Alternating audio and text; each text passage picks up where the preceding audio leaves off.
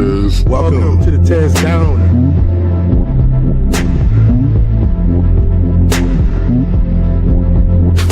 Welcome. Find the Tez.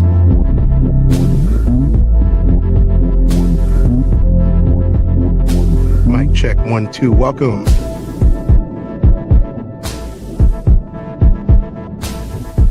Welcome to the Tezdown. Party time. Under Section 107 of the Copyright Act of 1976, allowance is made for fair use for purposes such as criticism, comment, news reporting, scholarship, research, education, and parody. Under this act, fair use is permitted use of copyrighted content that might otherwise infringe on the exclusive rights of copyright holders. The Tezdown podcast is a platform for entertainment and education. Edutainment, a blend of education and entertainment, emphasizes content that informs while it entertains. The views expressed in this channel's commentary do not necessarily reflect or represent the views of the hosts, and may not always reflect complete or verified accuracy of information presented. All content, including commentary, analysis, and discussion, falls within the legal parameters of fair use. We make no claims to ownership of any third-party content. This is the Tezdown. Sports unscripted, culture unfiltered. Thank you for understanding. The mic is hot, the light is red. Let's talk about what the paper said. We kept the files on Tezdown Night Cap.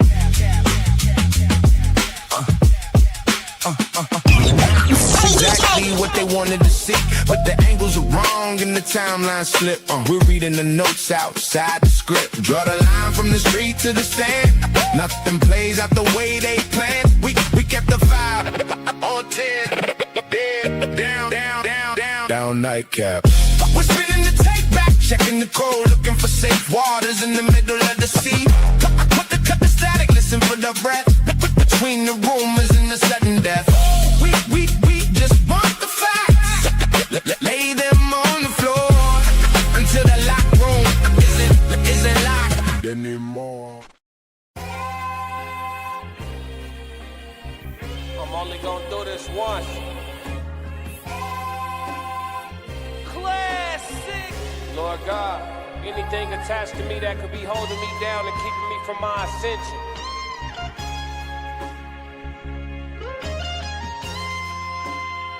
I pray that you detach that from me, so I can fly. They think ill about me, they still around me. Lord God, please set me free.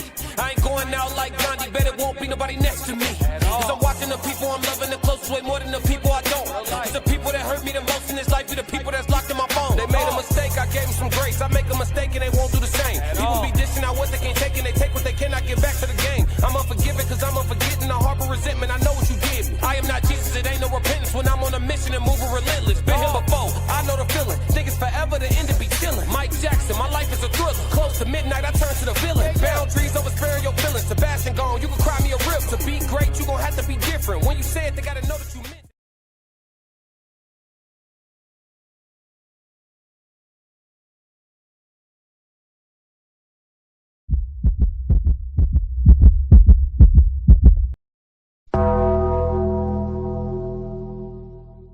Classic.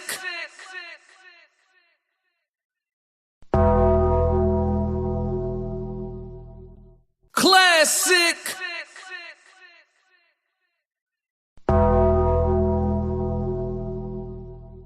Classic.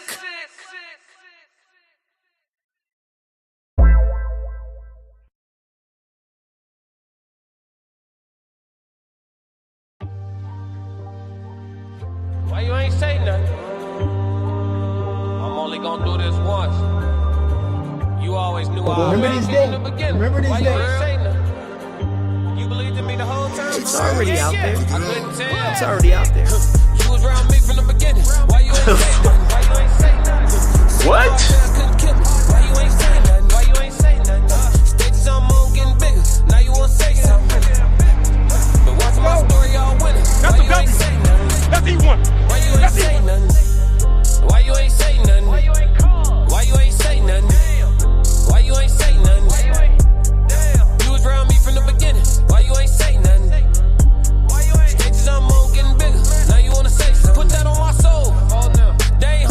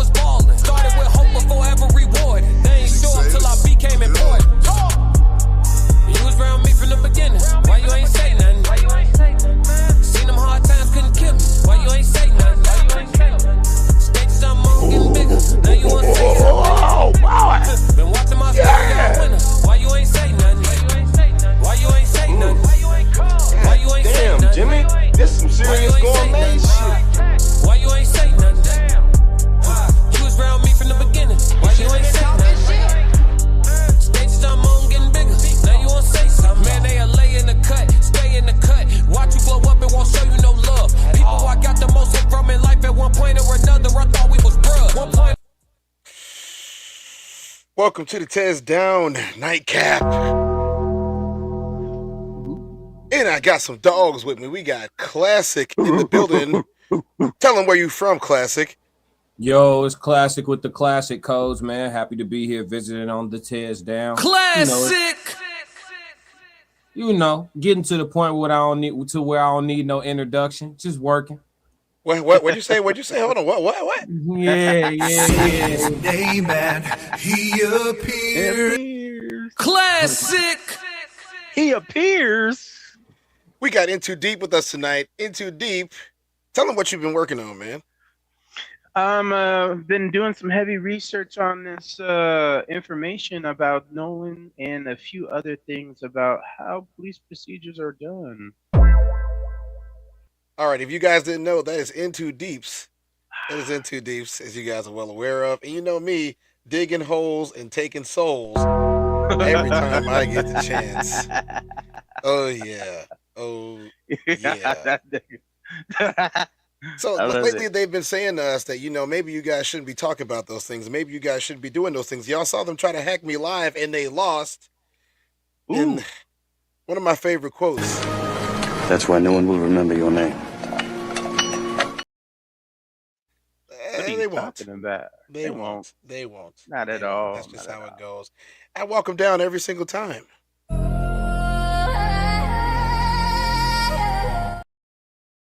Yo. Someone has to do it. Yeah, it's a whole lot of people in here right now. I need y'all to do me a favor at the beginning of the show. Y'all need to hit the like button for me, please, and thank you. Two tights in the building. What's going on, two tight? 333 and 111. Don't forget about that H, the Ochos. There we go. What's going on, two tight? How you doing? Into Deep, so welcome in, newbies. As you come in, please click the like button and subscribe. It's free. Why don't you support the channel? Yeah. Some excellent content out there. That's right. That's right. What's going on? Classics in the building once again. 333 in the building. Squad is in here. Yes, they are. Kevin Nolan Drowned. Okay, Kevin. Whatever you say, man. Mama V said that part. That part. What's up, Mama V? It's nice to see you in the building too. Troll warnings in effect. Play around, get clapped, but I might let you play around for a little bit. We got topics. We got a nice little icebreaker today about Nolan Wells. Obviously, it's about Nolan Wells. This guy seems to believe there's some fuckery going on with these photos. Yeah. Wow. Leave it to TikTok to be able to find the truth of anything. So we're going to go ahead and check TikTok right now and see what he says, because this doesn't seem like it's real to me. Another photo that was recently released that is going super viral right now. And it is said to be a picture of someone holding someone else up. As you can see, it looks like his arms is under his arms. What people are saying allegedly is Nolan Wells. But what I'm saying is, why would everybody just sit there and stare? Why no help? What is going on here? So I asked myself, could he be saying that he is intoxicated? Could he be saying that my buddy is always getting wasted as an excuse? I don't know, y'all, but I tell you this, by the grace of God, we back. And we got a lot to cover, because not only did the Cajun Navy release another photo, we got more people on TikTok dismantling them three cowards that was recently on the Brandon Tatum podcast. And y'all ain't gonna want to miss this one. Before we get into it, y'all make sure y'all hype this video. Y'all make sure y'all hype his video. Y'all really need to be hyping mine. Come on now. Y'all been slacking. Y'all come here every night. I don't stay up late for nothing. Come on, hook us up. A video that we did the other day reacting to his interview with Art of Dialogue. Y'all make sure y'all check that interview out. It's an amazing interview, but let's get into it, y'all. I am about to wipe Evil Mur's smile clean off his face, because this man is a joke. So yesterday, I was playing with the contrast in this picture to try and get a better picture of the pattern on Morgan's swimsuit. I realized that half of this picture is not changing at all when I play with the shadows, which is an indicator to me of a photograph being altered. So then I started scrutinizing this picture because why would I ever have reason to doubt it before? And then that's when I noticed this boat seam underneath all of their legs. You can almost trace it all the way until you get to Nolan. Not only are these creases in different places, but there's no shadow, nothing underneath his legs here. In fact, if you look really closely, make sure your brightness is turned all the way up, you can see a seam right here that just stops. And that would connect over here. Then I saw in between this elbow here. This is a little bit weird. Uh-oh. Now, I've been following this woman. She's been uncovering a lot of weird stuff. She cooking. And I started watching her Easteen. This is a little bit crazy right now, don't you think? Okay, so I'm reserving judgment. It's TikTok after all. Let's go. But there is so much fabric that's supposedly his shorts. Like, why does this shadow suddenly stop? You can see a seam here and then nothing. And then look at the way Nolan is holding this can. Got one finger like over the lid, but the can looks really like wide. And then his thumb is on the other side of the lid. Like, how would you hold something like that? Now, look at this half of the picture. Notice how Nolan's head is casting a shadow going to the left. Same with Eric here. Head casting shadow to the left. Which means right where I am on the screen would be the direction that the sun would be coming from. And yet his shadow is going straight down, and his shadow is going straight down and to the right, implying that their light source, their sun, is coming from over here. So is this picture fake? Then I started looking at the photos that they gave to Officer Tatum. Why is Nolan a giant? He and Jax are literally almost the same build and height. And I understand that perspective's a thing, but no. She do not play. She don't play. She don't. Hey, class. What do you think so far, man? I'm just paying attention. Mm-hmm. Yeah. Hey, when Classic plays when he goes like this, the wheels are turning. I already know. Yeah, something's odd, man.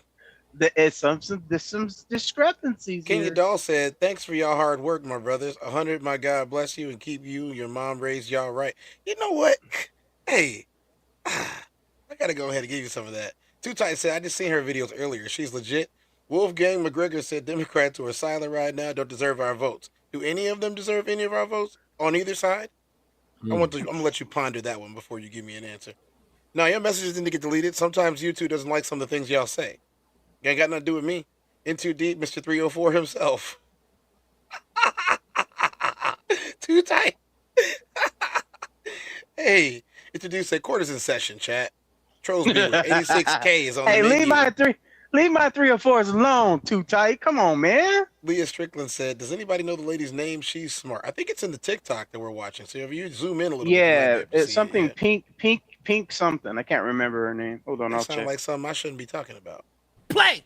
God dang. Not when they're this close to each other. Not when the camera is right here. And look, same problem with this one with the shadows. Shadow going this way, shadow going this way. This is weird. And that came from Officer Tatum's page. As you guys can see, Officer Tom. Nerdy Pink Panda 1 is her TikTok handle. Okay, I think we need to observe just a little bit longer. What do y'all think? Yeah, the 5 minute to 30 seconds, I think it was. Thanks, VIP1. You are a VIP tonight, Pink Panda. It is interesting how she broke it down. I never thought of it like that. I mean, because most of the time what happens in media is they give us a whole bunch of stuff, and then we have to digest it. They don't try to break it down. They don't give us no water. You know, if y'all ever had Popeye's biscuits with no water, you know what I'm talking about. Y'all shouldn't be eating there anyway. I don't care if they sponsor me or not. That's poison. Lakita Butler said, "I'm saying one guy was killed." I already did the disclaimer, and it's after midnight. Y'all can't hold me accountable for that. I'm saying what the guy was killed by supposed to be white friends. Enlighten me, please, on this Nolan guy. How was he deceased? Can anyone help me? Laquita, we're trying to find the answers to that question too. Maybe you could just, watch the show a little bit. You'll be all right. You'll be all right, Laquita. You know what I'm saying? We got your back. I got your back. If that is your real name. Command Down said you can do with this with any picture. To be honest, what's up, Command Down? You're a regular in the chat now. Nice to see you. Too Tight said, "Hey, into we getting you some merchandise that says leave my 304s alone." VIP, what's going on? Again, yeah, I agree. Crystal Bush is back tonight. What's going on, Crystal Bush? Yeah, I agree. She digs deeper and covers overlooked details. Yes, that's right. That's right. Let's keep it going then. Shadow going this way, shadow going this way, shadow going straight up and down, shadow straight up and down, straight up and down, straight up and down, straight up and down, to the left. And this jacuzzi tub looks normal at first until you zoom in. First off, why is his elbow blending into his hat? And whose face is that? Because that looks like AI tried to recreate this. Hey. Who face is that? We First off, why is his elbow blending into his hat? And whose face is that? Because that. Hey. Classic. I see you. Kenya Doll said, "High five." Thanks for the jewels. Smiles Kenya. all different. Well, I'm gonna have y'all ponder this. All I gotta say to this is, I ain't really trying to do no hooks or none of that. I just want to get on that water, float one time. I'm only gonna do this once. Classic! Panoramic roof for a decade straight. Mama mentality since back in the day. I was in college hooping in crazy 8. 0-6, beat class gon' spray. I had a switch on the blick and it sound like a switch every time I let go of the gate. But you go with the flick of the wrist. You ask for the time and I show you my wage. 3-3-3, I'm the captain of the team. hey. Classic! That's the first one of the night. If you give a gift, you super chat or you cash app us, you will get a song. Maybe we'll give you some more songs at the end of the night, depending on how long this takes us today. But hey, I'm telling you this right now. This is a little bit mad, man. This is a little bit bad. Don't stop. Class, what's up with the face, bro? It's a little bit of a reach. That could be him. Kenya said, "I meant may God bless you and keep you. Your mothers have raised you right." We know. You was all good. Yes, it's. Oh, go ahead. My bad. Leah Strickland said, "Have you seen the video on the beach? Allegedly, it's Nolan getting beaten, stomped." We saw that video. Yeah, we saw it. It was fake. It was fake. From what we know, it was fake. My Gen X eyes need to view her on the big screen. y'all be doing weird stuff, Gen X. Y'all be calling goons and something like that. Hey, now, come on. All right. Go ahead, class. My bad. No, you good. I mean, I don't want to necessarily get hung up on this component, but whether or not these images are like highly photoshopped is interesting. Hey, because said, "Yo, bro started spitting that shit." Yeah, VIP, you didn't give money, but some things are more important. Take it to the bank, you can follow my lead. I got the codes, I got the keys. Win, lose, or draw, you can put it on me. Full blown separate turn from a black sheep. Everybody take heed every time that I speak. Plays at the line, I'ma make a good read. Cut from that creed, follow the seed. I die on my sword before the day ever come where I cower and plead. I cry to the Lord before I call a human being for a sour relief. Oh yeah. All right, y'all got us right. All right, yeah. If you know one said, "Come on now." King of Dolls said, "Clock it." I don't do the finger thing, but I feel you. VIP, hey, y'all keep on doing that. Y'all gonna keep on getting music. It's a whole lot of it here right now. It's all made by him. That is the Classic Codes, aka B Class, aka Deacon Classic, aka Inspector Classic, aka what did he say his name? A lot of bucks. Yeah. A lot of bucks. A lot of bucks. There was another one too he was talking about on that one. I can't remember what they called it. It was something like it was a drink. Crystal Bush said, "Hey, Classic, your flow's addictive." Look, let me tell y'all, it's not just because we homies. I play the music because I like the music. I was listening to it on the way home from work today. You know what I'm saying? I wouldn't do it otherwise. Look, I walked out of a Ja Rule concert because Classic was done rapping. Everybody's like, "Where you going?" "I didn't come here for Ja Rule." I don't care, Rule. I don't care, Ja Rule. I don't want to do nothing with you. I don't blame you. I don't blame you. Classic, I'm not on Spotify. Because you're not a wankster. Classic's YouTube is the Classic Codes, VIP. The Classic Codes is his YouTube. You can also go on SoundCloud. It's B Class Music on SoundCloud. I'm sending it in the chat right now. There you go. You can stream his SoundCloud and you know get your gym workout, or you could just go. There's a couple of videos where he released the album. There's his birthday party that if you guys go back and watch Jukebox. That. Yeah, the jukebox. Yeah, it's a lot of Jukebox. stuff going on If you want to hear his music, you want to hear the jukebox. So I put the little join up in his registrar too, by the way. Deep, check the side chat. Yes, class. You were saying something about these photos not necessarily being the biggest issue. Well, no, they are. Just not whether or not these two in comparison, like that's not really that big of a deal. But whether or not the authenticity of the photos in general, as far as like these images being photoshopped or whatever, and her logic behind why she deems them or they appear to be photoshopped is A1 logic. Is very practical. Yeah. So it just makes me think a little bit, because if you think about these as photoshopped images, and then you couple that with the fact that, you know, his mother was like, I don't really know none of them. You know what I'm saying? You couple those two thought processes, and then you add in. So follow me, chat. You have the idea that these are allegedly like photoshopped images of Nolan, right? Then you add in that Christina and Elmore have admitted that they didn't really know these boys like that. And then you add in the fact that Warren stated that Nolan spent the night before they went out. So, and he got up the day that they all went out on the 4th of July. So on the 3rd of July going into the 4th, they all spent the night, I believe, at Wyatt's. So Nolan had been there since the day before the 4th of July. Warren stated that he got up on the morning of the 4th and his homie's boat was already hooked up to his truck, and that he had ran home for something, and then he went to get some food or whatever, but Nolan wasn't with them, is what he stated. And he specified it. Nolan wasn't with me. So if you really wanted to play conspiracy theory with just those three ideas, these images Photoshop, parents didn't really know these boys, and Nolan was there for a day before the 4th of July, you could kind of play the game of saying, was Nolan ever at Horn Island at all? You could start playing that game. You know what I'm saying? Like, was he? Did something happen to him on the 3rd? And is Katie in on it saying that she seen him? But see, that I don't believe that. I wouldn't go with that notion just because we have the football coach witness that spoke to Miss Wansley and actually and Elmore and told them about his conversation with Nolan. So we know that Nolan was coherent. Right. Not was drunk. Coherent. Right. Not drunk and Didn't talking smell about like weed. Yeah. So let's throw that out. So we know that he went to Horn Island, but I'm just saying, if you wanted to play conspiracy theory, that's what this makes me think about. Like, damn, did he ever even go to Horn Island? Was he ever even with But he was there though. But he was there for sure, because we have witnesses that are going to help. They all corroborate it. And we're gonna hear from them tonight.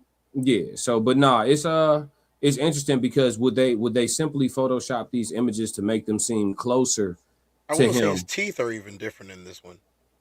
Yeah. This is weird. Hairline's different. The hair itself does not look like real hair. But is it like so what I'm saying is, like, Tez, do they have like 1 or 2 authentic photos with him, but then they made up 10 or 15 to make what it looks like all better? I'm just saying that's what it looks like. Like, if you look at this, like if you're used to AI or even like anything like that, you can clearly see that this does not look like a real person. The bottom is Nolan Wells. The top does not look like Nolan Wells. It looks like you ever seen that dude that what's his name? Botham John? He looks like the evil version of Dave Chappelle. It's like Chappelle, Botham John. You know what I'm saying? Mm-hmm. That's kind of what it reminds me of right now.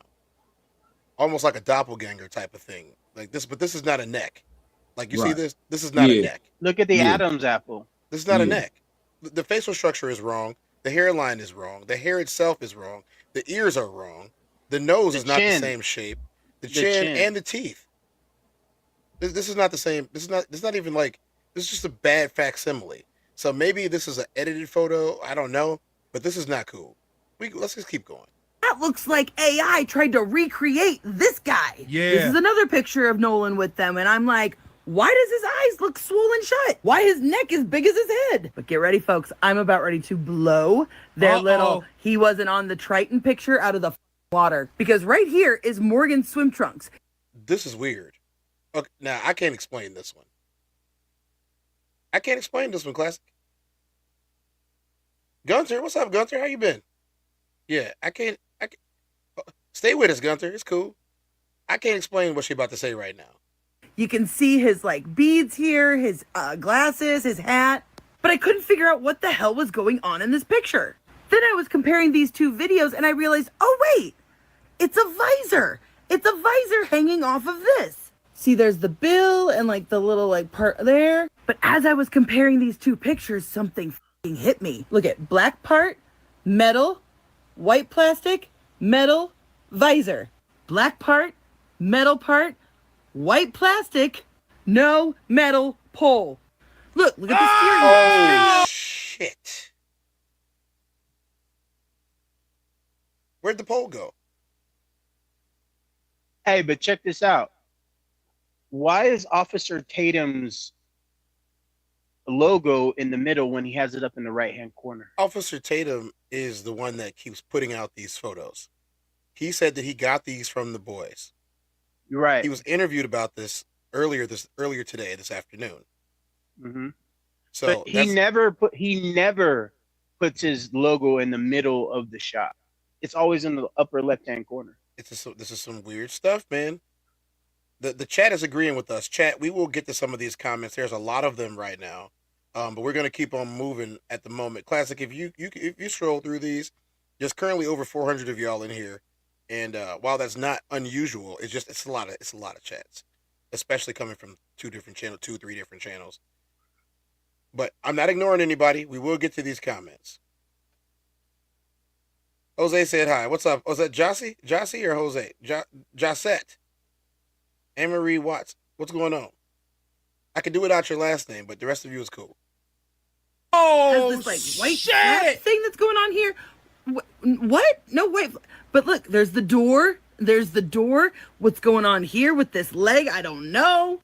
Now, do you guys see it? Can you see it? Vertical bars, horizontal bars, vertical. She cracked the code. She told my guys, bro. Everybody was saying that was something up because they have on the same clothes. They doctored it. This is why they be coming after her, bro. Horizontal. And it's not just that the vertical bars are missing. There is no horizontal bar like right here. But not only that, y'all see how there's like this curved bar here?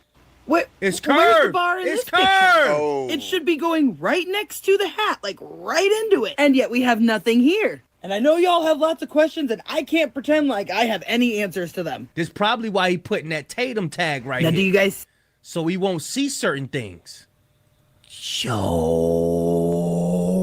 Wait, hold on. Hold on. Now, I have a question. Uh-huh. I have a question. Uh-huh. If this was an original video, wasn't it? Or is this the actual picture that supposedly was there? a still from the original video? Why did he use that one, though? Hold on. Who said these people are influential? See what I'm talking about? This is extra information that people are throwing out there that isn't true. Who said any of these people were instrumental or were excuse me, influential? Who? Not me. Classic. Are they influential? No, they're not influential, but I get what they mean. They're tied They're to affluent. like they're tied. That may be what they meant too. Yeah, I think you meant affluent people, not influential. They don't influence. They're affluent. Yeah, but I mean they're tied to influential people, judges, Yeah. feds, all type of shit, allegedly. Yeah, that's right. Shit, bro. Yo. You see these joints? See it? Look. Can you see it? Look back here. This supposed to be going this way. See this right here? Where's that right here? Yo, this the back of it. Yo. Yeah. Vertical awkward. bars, horizontal bars. Oh my God, bruh. And And it's not just that the vertical bars are missing. There is no horizontal bar like right here. Yo, tell me y'all remember the movie Problem Child. Do y'all remember the guy that be yelling? His name is Mr. Peabody. There you go. There you go. It takes a big man to admit his mistakes. This is called Ain't No Rest for the Wicked. Okay. So yeah, he looked terrible. We have more. And y'all know from this chat that anytime we say the word more, there's usually a lot going on. There's more. There's more. Class, you want to run through some of these chats while I queue up the next? Yeah, Two Tight said we definitely cracking codes and walking shit down tonight. You heard? Jogo said, if all these influential people wanted to kill Nolan, why in the hell would they take him to an island with thousands of people to make it look like they didn't do it? Let's see. Leisha Strickland said, she has been threatened, street saying. Yeah, well, I think all of us at some point in this thing have been threatened a little bit. Let's see. The Rascals, even if it's just by, a lawyer that doesn't wear a tie. The Rascals say, all edit from him. He works for Turning Point, and one of their parents is governor, lawyer, doctor, and judge. This shit a lot deeper, bro. Joe Go said, oh, my bad. Oh, you got this. Joe Go said nothing but speculation, demonizing the whole group of people over what there have been 540 black young men killed in this country since July 4th. Nobody mentions none of them. It's always going to be somebody to say that. Let's see. Hey, Jogo, do you have a platform? If you have a platform, please tell me how you're breaking down your 24 hours in a day to be able to cover 540 cases on your one platform. Or even if you got 2 or 3 or 4 platforms, tell me how you're covering 540 cases. Matter of fact, tell me how you're covering 10. Like, you got to pick something to cover. Is that fair? You got to pick something to cover. Like, you can cover 2 or 3 things, but 540, like, you got to pick something to cover. You got to sensationalize something. You have to make an example out of something. He couldn't. Yeah. He just made his account July 21st of 2026. There it is. Okay. Yeah. Never mind. I ain't gonna pop my shit. John Tapp said, what's the possibility that Officer Tatum is right about how Nolan died? I'm trying to stay open-minded until more evidence comes to the light. Yeah, we don't trust you. We appreciate the comment, though. We don't trust you, though. Because, when it's walking like a duck and talking like a duck and we still asking, is it a tadpole? You know what I mean? It's one of them things where I got to start looking at y'all sideways. Two Tight said, oh, yeah, was there, and you exactly right. He was there, and you exactly right. Nolan's parents didn't really know them boys, SMH. Yeah, they talking about they used to pull up in the driveway and pick him up all the time. But then Warren, he has a car. And then Warren also stated, well, Jack said we used to drive over there and pick him up all the time. Like, that's what we would do. We were always pulling up and picking Nolan up. But Warren said in his solo sit down that they never really went to Nolan's house. You see all the inconsistencies? There's inconsistencies at every turn, and you still have people saying, "Oh, I'm just waiting for more." Like what? Like, never mind. I'm not gonna crash. It's early, y'all. It's 35 minutes in. Let's see. Envy no one. Well, Tristan did say the guys were trying to duck him. They were trying to avoid him that day. Kevin said Nolan drowned. Witnesses saw Nolan at 5:50. The boys left at 4:30. The boys are innocent. Hey, Kevin, did any witnesses see a drowning? I don't care if a witness said they saw him at 5:50. Did any witness a drowning? Is there, out of the thousands of people that was at Horn Island, is there any one single person that can say, I saw Nolan drown? I witnessed him drown. I tried to get over there to him and I couldn't. Because guess what? If anybody witnessed him drowning, he would have got pulled out of the water right then and there. And there would have been a resuscitation attempt. And maybe he doesn't make it, but there would have been a resuscitation attempt. And the autopsy would have been cut and dry. This thing would be if he simply just drowned out there with all those people and no visual obstructions of view, right? Because that's what we were told by the attorneys. It's barren land with clear lines of sight, right? But nobody saw him drown, but he drowned. No. We're going to need something a little bit. Here's the thing. If y'all want us to stop asking questions, then prove that he drowned. Well, prove it. Mob Tie said the boy drowned. Move on. Prove it. We'll move on when it's proved. Why won't they prove it? Prove it. Yeah, the autopsy is complete from Mississippi, correct? So if his lungs were filled to the T with water, as they should be, prove it. Prove it. And run them throat structures. Yeah. Run those throat structures. Let them be examined. Come up off those throat structures. They talking about they waiting to go to the grand jury with a secret group of white people. The grand jury, there is a secret group of white people, in the words of Umar Johnson, that will be deciding what's going on and whether or not there will be indictments. So I'm grateful that, you know, they are asking for this to move out of Mississippi, because I said that weeks ago that this case needs to move out of Mississippi. Shout out to V Trucker for the super chat. Yep, I got it. Let's see. Tez, where's the Katie interview you said you watched? Yeah, they heard you say that in the chat. Well, first of all, the Katie's sister is the one that's doing all the talking. In the interview that we were talking about was through Katie's sister. They don't have Katie's sister on video. They don't have Katie on video because Katie's talking through her sister. We do have the judge, Moore, who took Katie's testimony and talked about it on Hype. I did this yesterday. I want to say we played that video where they talked about it. If you guys want me to do it again, maybe I'll do it at the end of the show. But if not, you can go back and watch it from yesterday. We watched the whole thing. We do have more things that are going to be very pertinent to what you're asking me, though. So if you would stay around, thank you for the super chat. If you could stay around and let us get through the rest of it, you might pick up some things that we putting down too. So, Kim. We'll come back to him. Go ahead. Yeah, Kima, do him first. Kima said if they can prove he drowned, that doesn't really explain anything, right? Because then you have to prove, was he forcibly drowned or did he accidentally drown? There's still more details.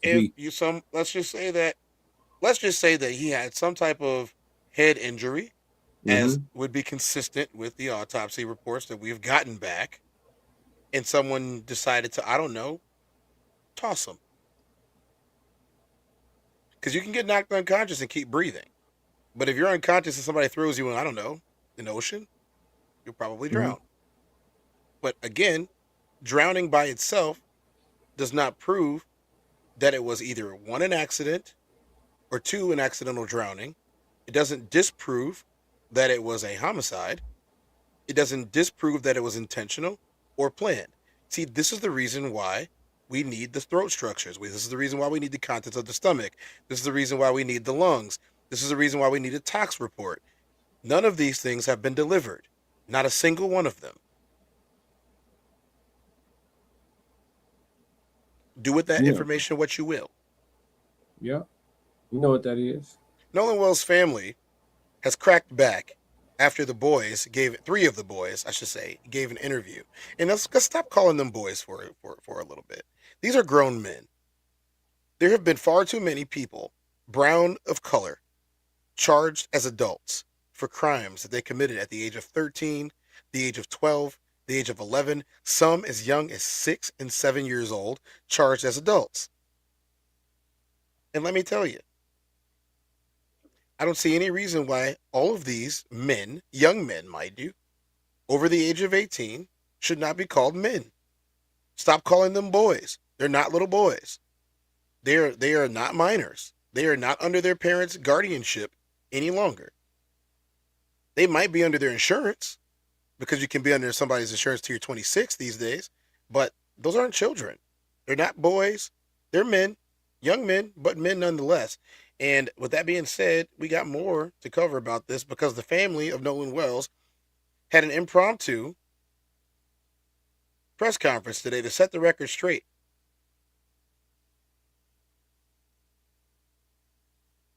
We're not going to let that go missed.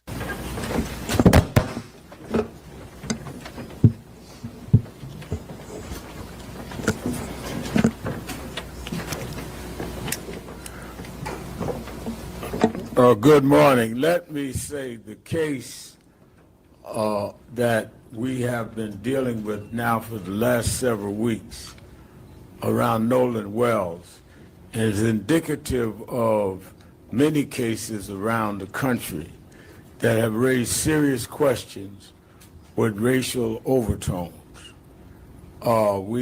Attorney Crump and I are going tomorrow, where I'm doing the eulogy for a young black man in Madison, Wisconsin, homeless, and they say had a knife, and there's the tape of him being shot, 3 cops surrounding him, shot and killed, 4 shots.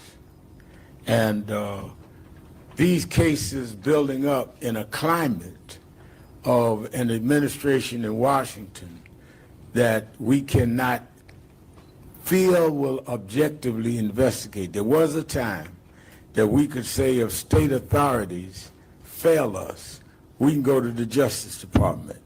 Even under George Bush, we went to the Justice Department. We, at this point, have to hope that one, we could deal with civil courts, or secondly, that there's a balance of power with the Democrats taking the House in November, and maybe the Judiciary Committee under that can at least put a check and balance on cases that need to be investigated. But we are right now where we have 2 parents, lovely parents, I've gotten to know them, that really don't have an answer to a question. Is it a civil rights violation or not? And we do not know. How do you trust the words of people that say immediately there was no foul play when you haven't even investigated whether it was foul play? How do you trust people that come back from something that happened and never really give you a straight story of what happened, including you have the keys to the car? So when you have more questions than answers, you have to have people that will drive the answers out, and that's what we do.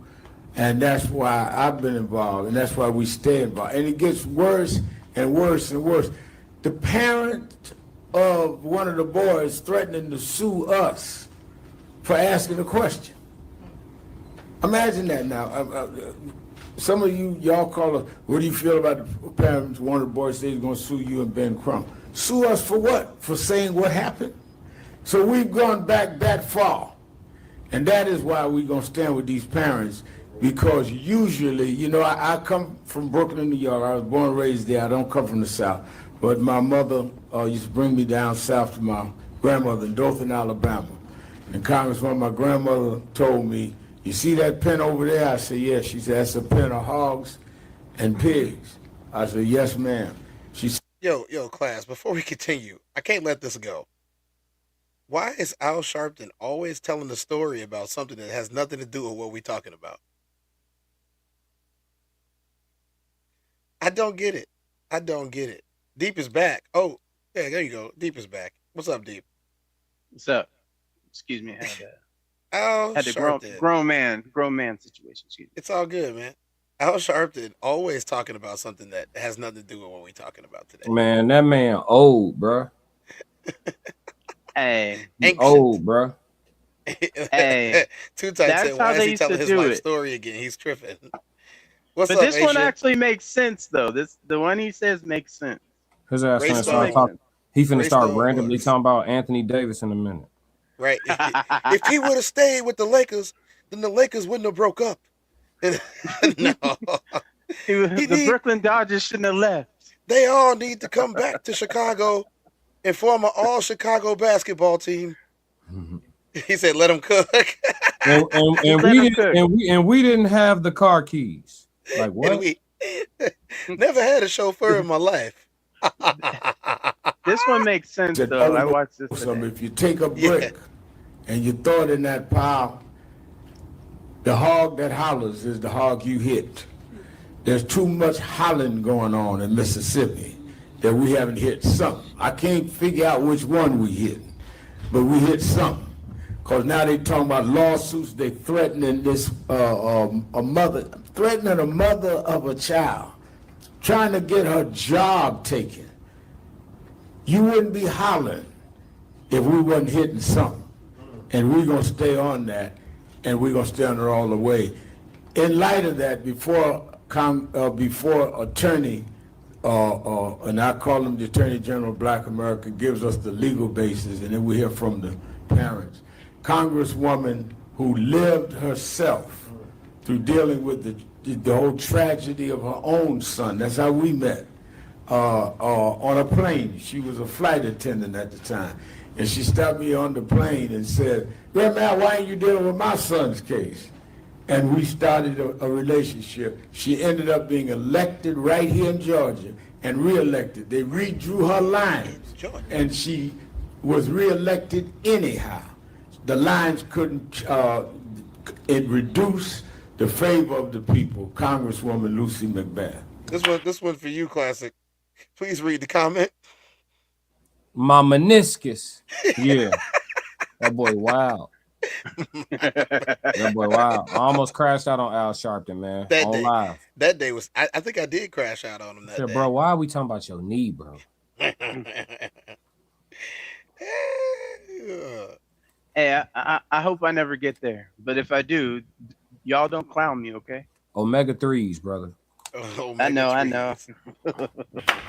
Hey, he got to have the same stylist as Donald Trump. You see that? Oh hair? my God! Hey, don't go there. I'm out of it. I'm an equal opportunity shit talker. Equal opportunity. Red, blue, pink, yellow, green. I don't get no at all. Y'all government.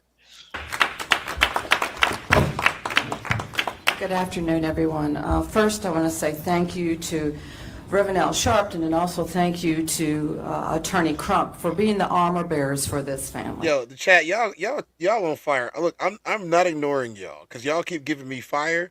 I gotta read this one real quick. Football kid 1110 said, and Nolan must have been the most popular guy in that town because apparently he had about 20 best friends. I've only had one best friend at a time my whole life. Crystal Bush said, Tez, you wrong for that. Yeah. Tez, that's nasty work right there.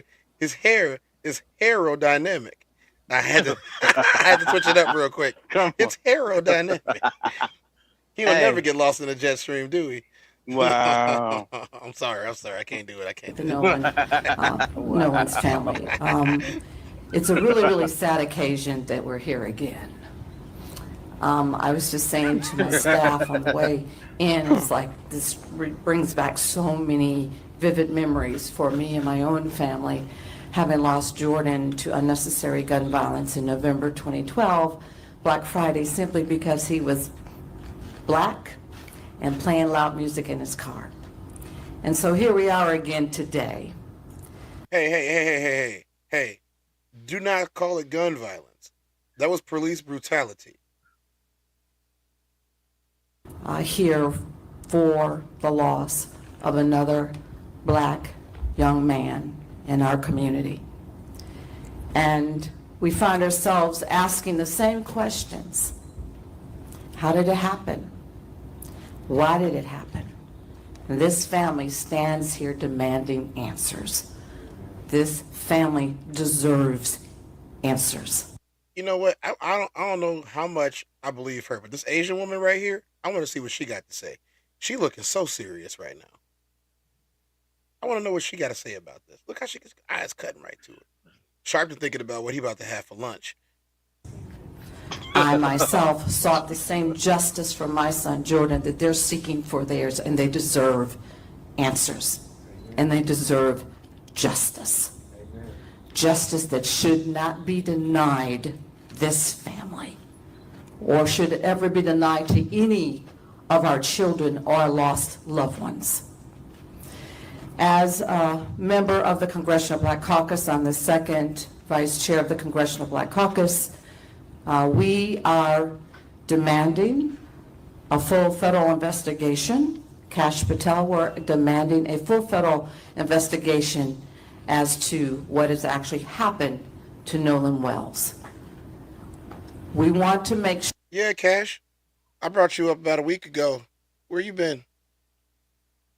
Partying at another country concert where your girlfriend is playing at? I don't blame you for having a girlfriend. I blame you for flying her around on government jets. Oops.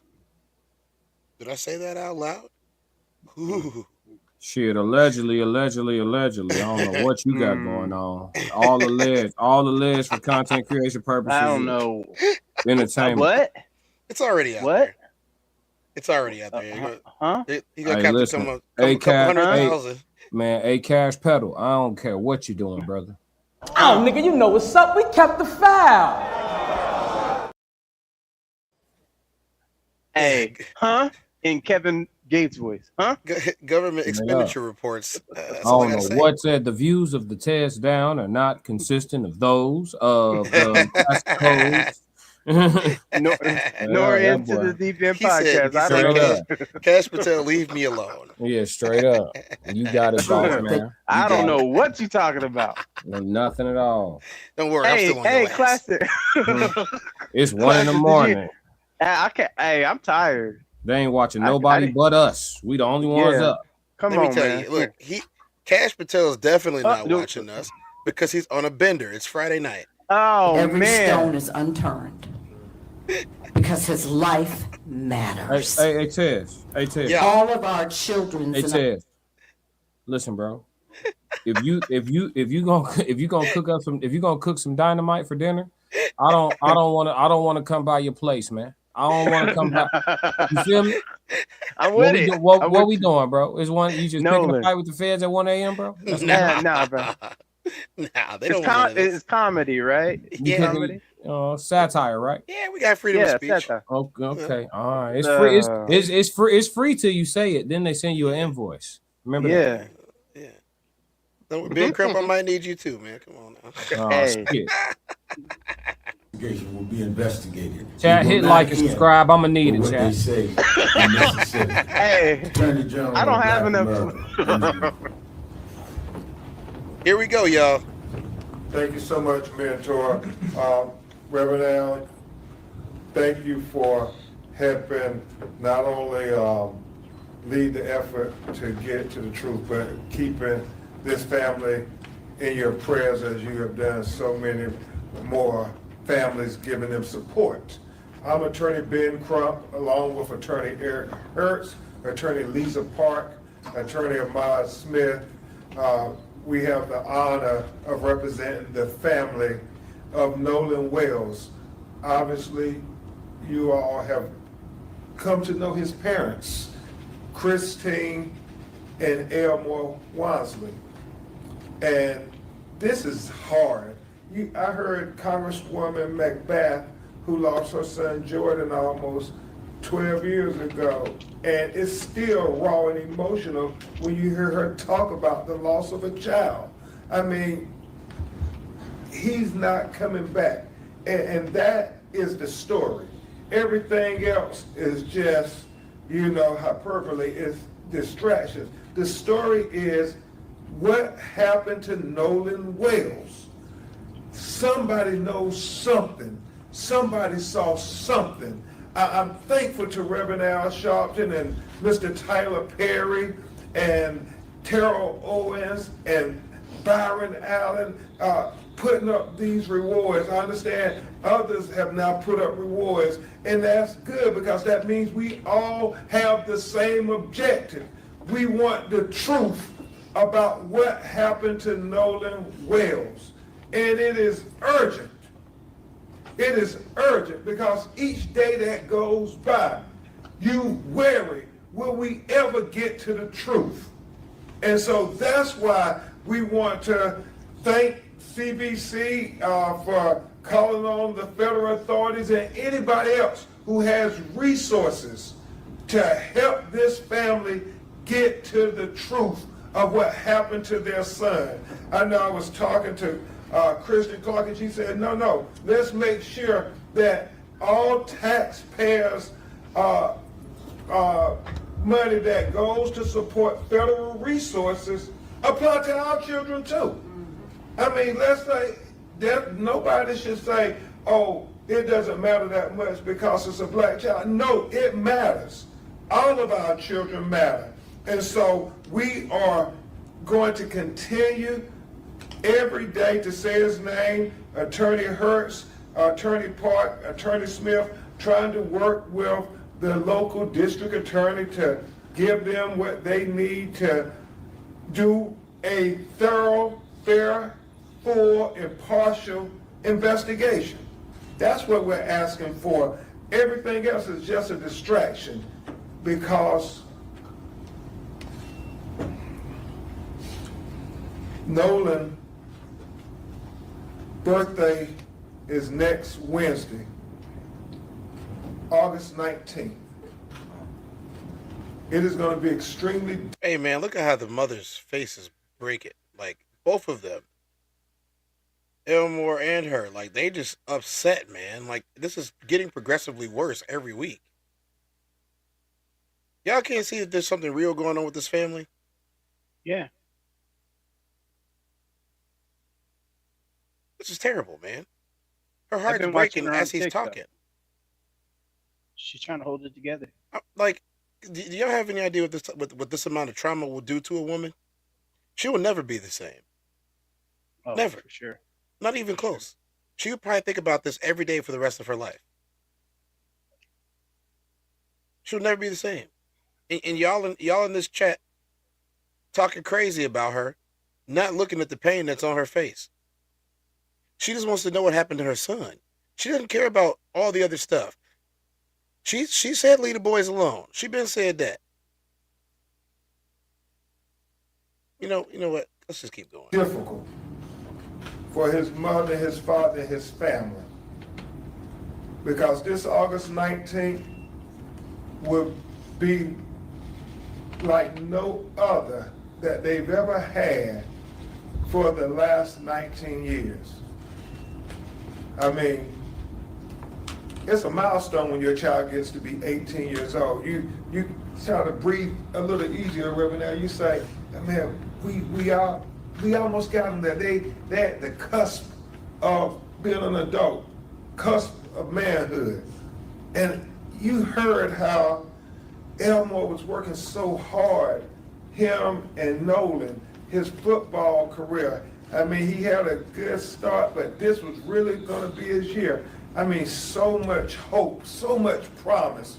And then July 4th came, and 4th of July will never be the same to Christine. She'll never celebrate it again. No. She will never celebrate it again. Not would never be the same. She will never celebrate it again. She'll probably sleep the whole day. I mean, she black. She should have never been celebrating that shit anyway. Let them know, class. Just saying. Let them know. In Elmore.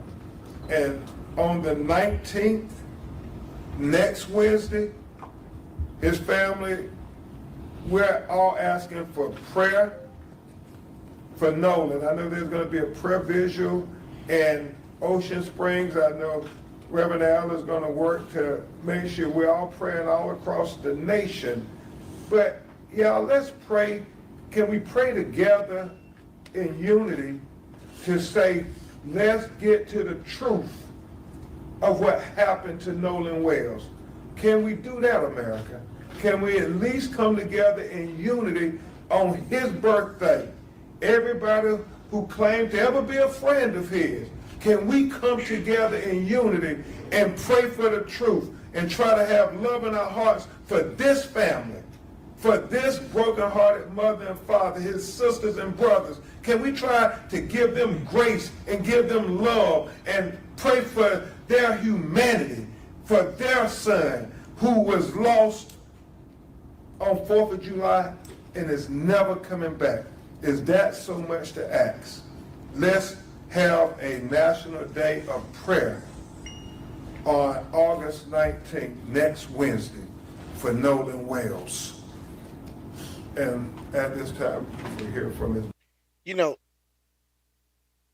that's one thing that he said that I don't really agree with. A National Day of Prayer is not going to do anything for this case. Absolutely nothing. It's not going to do anything. I'm not telling y'all not to pray if your prayers. I'm not saying that at all. I'm saying that this is a human problem, and a deity is not going to put his finger in it.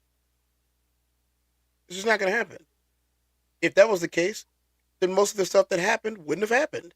It's time that we learn as a people, and I'm talking to the people that call themselves believers in a higher power.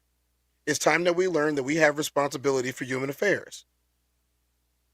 No more reaching out to what Sky Daddy, as some people call him.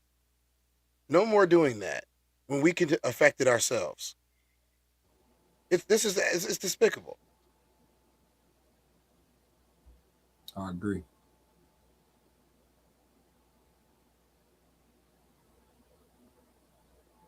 We're going to hear from the mother of Nolan Wells, and probably, I don't know if Elmore speaks, but he hasn't said too much lately. And I think that one of the reasons why he hasn't spoken too much is, let's just keep it real. In private, or even in these types of spaces, unless you're doing a show like this one, most men are not that talkative. Facts. And I don't blame him. I mean, the shit he probably want to say, it ain't gonna help. He's probably been advised not to say it. Yeah, it ain't gonna help nothing. Yeah. It ain't gonna help nothing. Mother and father, then Erica and us will try to answer your questions. Hello, everyone. Thank you all for having us, for platforming our son's story. As many of you know, his 19th birthday is next Wednesday.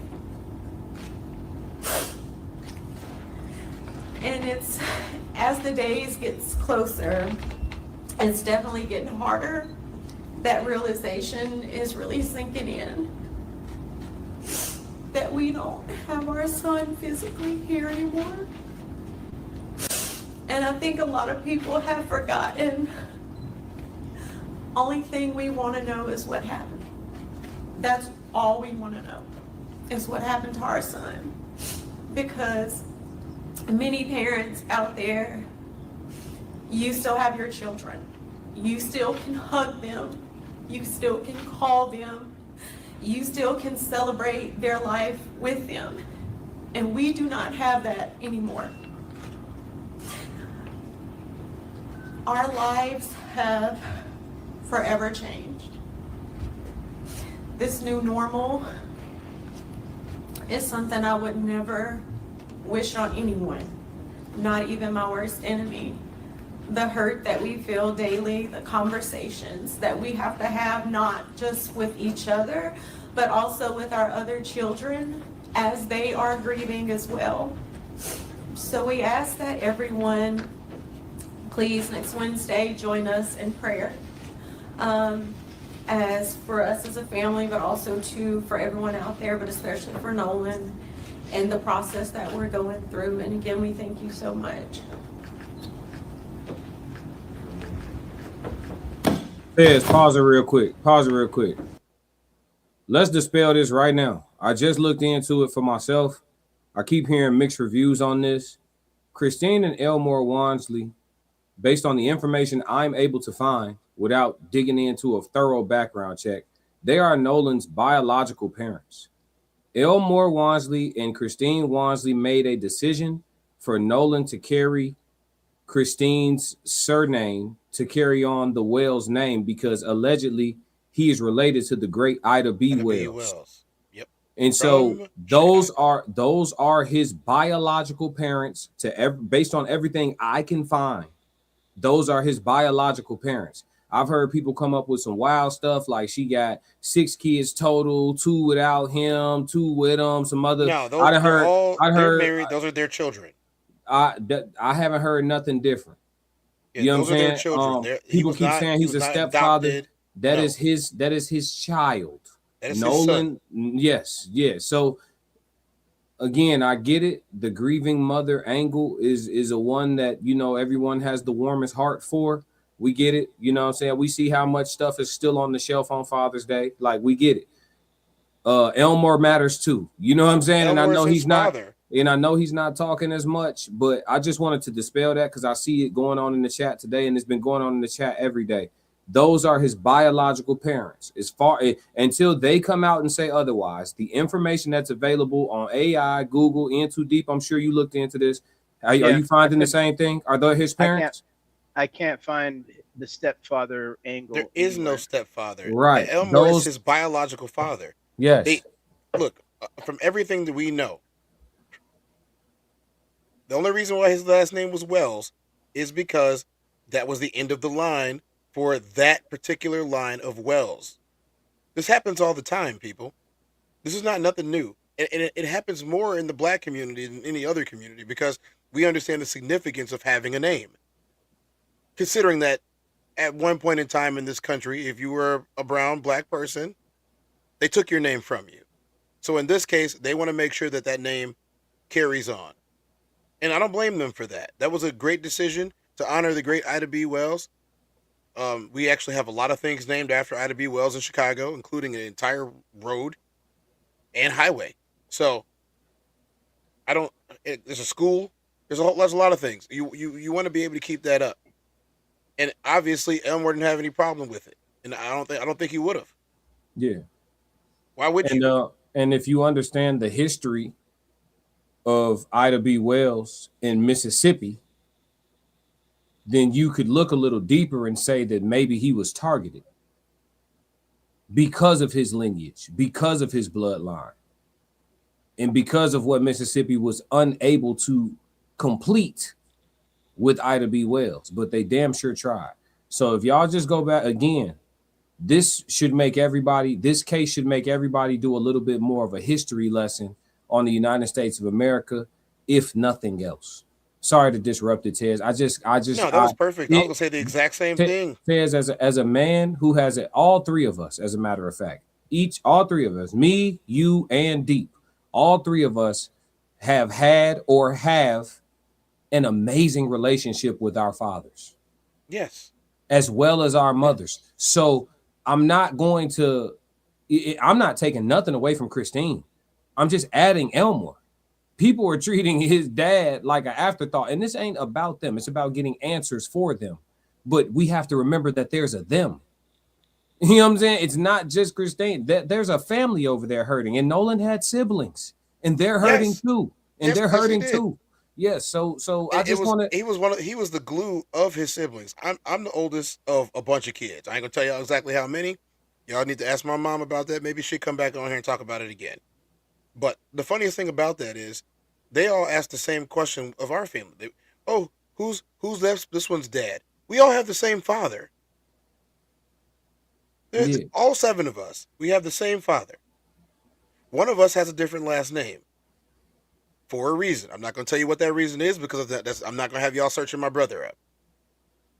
But one of us has a different last name. All of us have the same dad. We all grew up in the same family in the same house. And this is the type of stuff that we got all the time growing up. Just like y'all be hung up on stuff, and y'all know who y'all are. You be hung up on stuff that we don't care about and we don't think about. You took our names. You took us from our homes. You burned down our homes. You bombed them. You did all of these things. You put flaming crosses, which is supposed to be some type of weird religious symbol, I guess, in people's yards. You hung them from trees, and here we are in 2026. Now, I gave you a short history, Mr. Canadian, of a lot of the crazy stuff that happened south of your border. Let's not act like some of that stuff didn't happen up there either. I know about those Saskatchewan nights. Well, we gotta the people who are getting information from us, we gotta take it light on them because Tez, we know like the history they taught all of us in school. It wasn't you got it. Something for this? So if you didn't, we're not even. That's a bot. That's a bot. Yep. It's clear too. But that's not even a person. We not beefing with bots. But the history that they taught us in school is not even close to enough or accurate enough. So if you didn't, do your due diligence as a young adult or a full-grown adult, then you'd be shocked at what percentage of people are watching us that are gaining education from this or that are hitting their Google while watching this. Like, damn, Ida B. Wells, wait, hold on. Ida B. Wells got history in Mississippi. Wait, hold on. Nolan was related to Ida B. Wells. Wait, hold on. There's people right now going down the rabbit hole with us providing them this information. So this is good. But sorry to interrupt the parents speaking. I just had to. Yeah, it's just it does something to me because like I know how much my dad mattered to me. You feel me? Like my mom too, but my dad. Apologies, Miss Canadian. So yeah, that's all. Yeah, I have this one thing to say. Go ahead, Deep. Regardless of biologic relation. Mm-hmm. He stepped up and he trained that kid regardless, on and off the field. So for people who have a problem with stepfathers who actually did something for their child, he claimed him regardless. Yeah. And he spent the time out there doing what not too many fathers in our community is doing to get that kid to the next level. Yeah. So as a person who's done that several times to several kids, I am their father, regardless of what you're talking about. Mm-hmm. I spent my time out there on the football field coaching other people's kids, whatever. Don't matter to me. But who do they call when they need advice? Me. Who do they reach out when they need help? Me. As I always say, dude, I'm daddy. I don't care what they talking about. I don't care what they talking about. You call me simp all you want. You can call me whatever. But all I can tell you is this. When they get on the football field, when they get their accolades and graduate from high school, because of the stuff I taught them, that comes back to me. Regardless, I don't need the credit.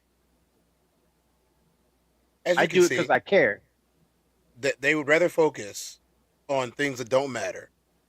First of all, Elmore is married to Christine. Mm-hmm. Facts.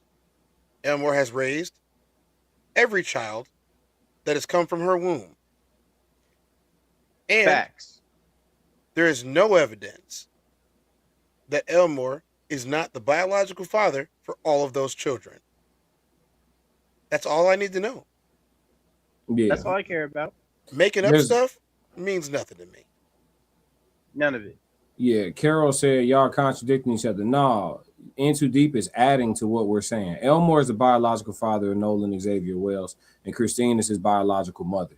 What In Too Deep is saying is that even if he weren't his biological father, if he took on that role and raised him, that's his dad. So his grieving is not nullified by a lack of DNA. Right. So that's so In Too Deep is saying even if that were the case, it's still a moot point to make. But he is his biological dad. So we're not contradicting each other. He was adding he was adding a caveat. Yeah. So not to mention your father is who raised you. Right. Who was there? Yeah. And but let's not talk about Warren's mom or stepmom, right? Ooh. There it is. That's here we go. Yep. First of all, I want to say thank you to everyone who's constantly keeping our son's story in the forefront. You don't know how much we really appreciate that. Elmore is still wearing the suit that he wore at the funeral. You don't need more one suit. You don't need tell y'all something. Oh man, this is breaking my stone cold heart. Facts. Into a million stone cold pieces, jagged, to throw and put nicks and cuts all over the people who are making this lady feel this way. Nolan brought light to our family. He was the fun in it, and with his birthday coming up, like my wife said, we have to deal with a new normal.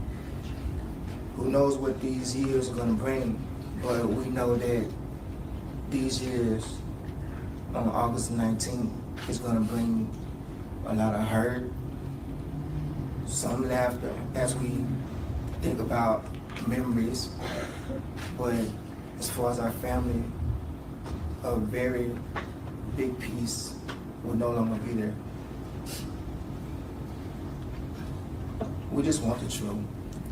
So, are we going to penalize, even if, this is bothering me, bro. Even if he was a stepfather, there is zero indication here that this is not his family. He is married. He is successful. So is she. The kids are successful. No criminal records. And y'all still got something to say about them. Making up lies. I just want to be black in peace. Hey, I don't even want to. The people who are like bringing that up, it's just a distraction tactic anyway. I just wanted to express the meaningfulness that both of these parents are hurting, because I understand that they're going to shine the light on Christine for obvious like media reasons and things like that. But both parents are hurting regardless of whatever titles or roles y'all like. When Nipsey Hussle died, I cried like a kid. So, and I never met Nipsey a day in my life. So you can feel something from a million miles away. You don't like, what are we talking about for real? He's hurt. He's hurt. He's hurt. I cried when Kobe died. I cried when Kobe died. I remember where I was. I remember where I was, what I was doing, what I was eating, who I was with when I found out Kobe died. I couldn't watch basketball for months. Come on, man. So like all it is just it's ridiculous. It's not even worth talking about. These people are torn to pieces. When we start measuring who gets to grieve and who don't, who get to feel and who don't, whose feelings we're gonna emphasize and whose feelings we're gonna diminish, like how sick and disgusting do we gotta get with this shit? It's repulsive. It is. It's disgusting. The denigration of a black person in this country is disgusting. That's what it is. We can't do nothing without somebody having something crazy to say about us that isn't true. Can't do nothing. I just want to know what any other parent would want to know. We're asking the questions any parent would ask. And if you feel that something's wrong with that, then that's a problem that you have to deal with. But as far as us and our family, we're just asking for truth, transparency, and to please keep us in your prayers. Next week is going to be a hard week, and the years follow are going to be hard. Thank you. Thank you very much, Christian Elmore. Man, one thing that I will say, mind you, the show is not even close to being done tonight. One thing that I'll say about this is that if I'm looking for truth in everything that I have going on in my life, in my family's life, and in the life of the people that I care about, one of the number one things that would make me so mad is somebody spread misinformation about me, my family, my children, for no reason other than just being malicious. And let's face the facts here. It isn't just being malicious. They're black, and you don't like it. And I see the stuff that people are saying all over the internet. I see what people are saying in the chat tonight. I've been ignoring most of it because we do have mods, and the mods will take care of business on y'all ass. They will. Yeah. We shoot. We already addressed this. We're not going to address it again. Just watch the show and you'll find out why. We have more coming up. Always more. Classic, you want to hit some chats real quick? Thank you, Kyle. Yeah, we could do that. Let me scroll up a little bit. Too Tight said, open up y'all attention span. Just listen carefully when the brothers speak big facts.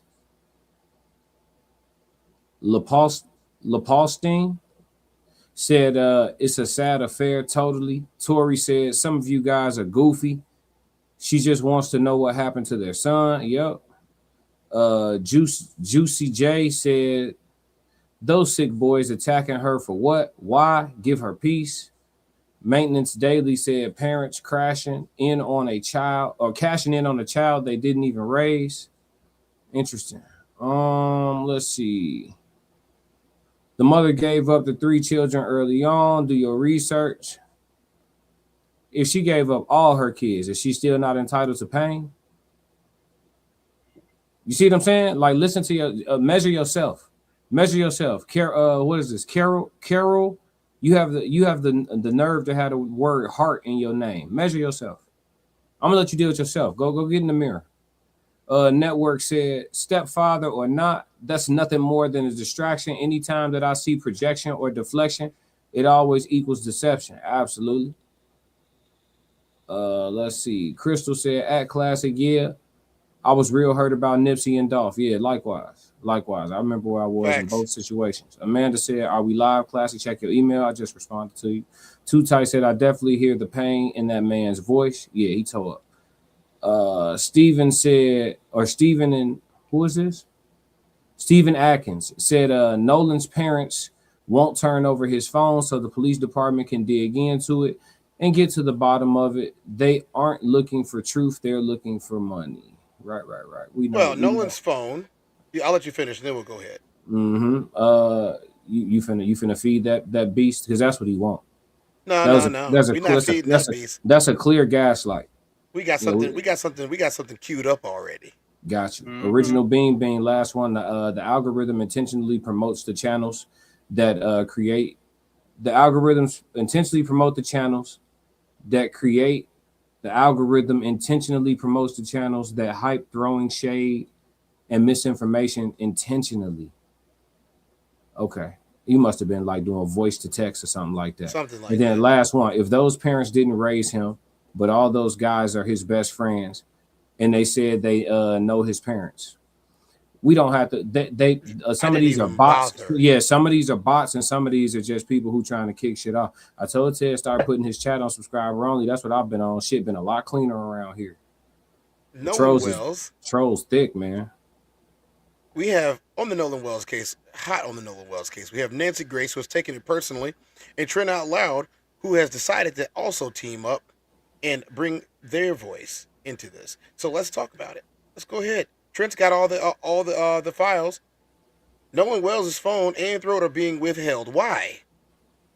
Nolan Wells' phone is being held back and kept away from Mississippi police, authorities, and the DA. But the Mississippi DA seems to be holding back Nolan's throat from Dr. Roger Mitchell, the doctor doing the independent autopsy.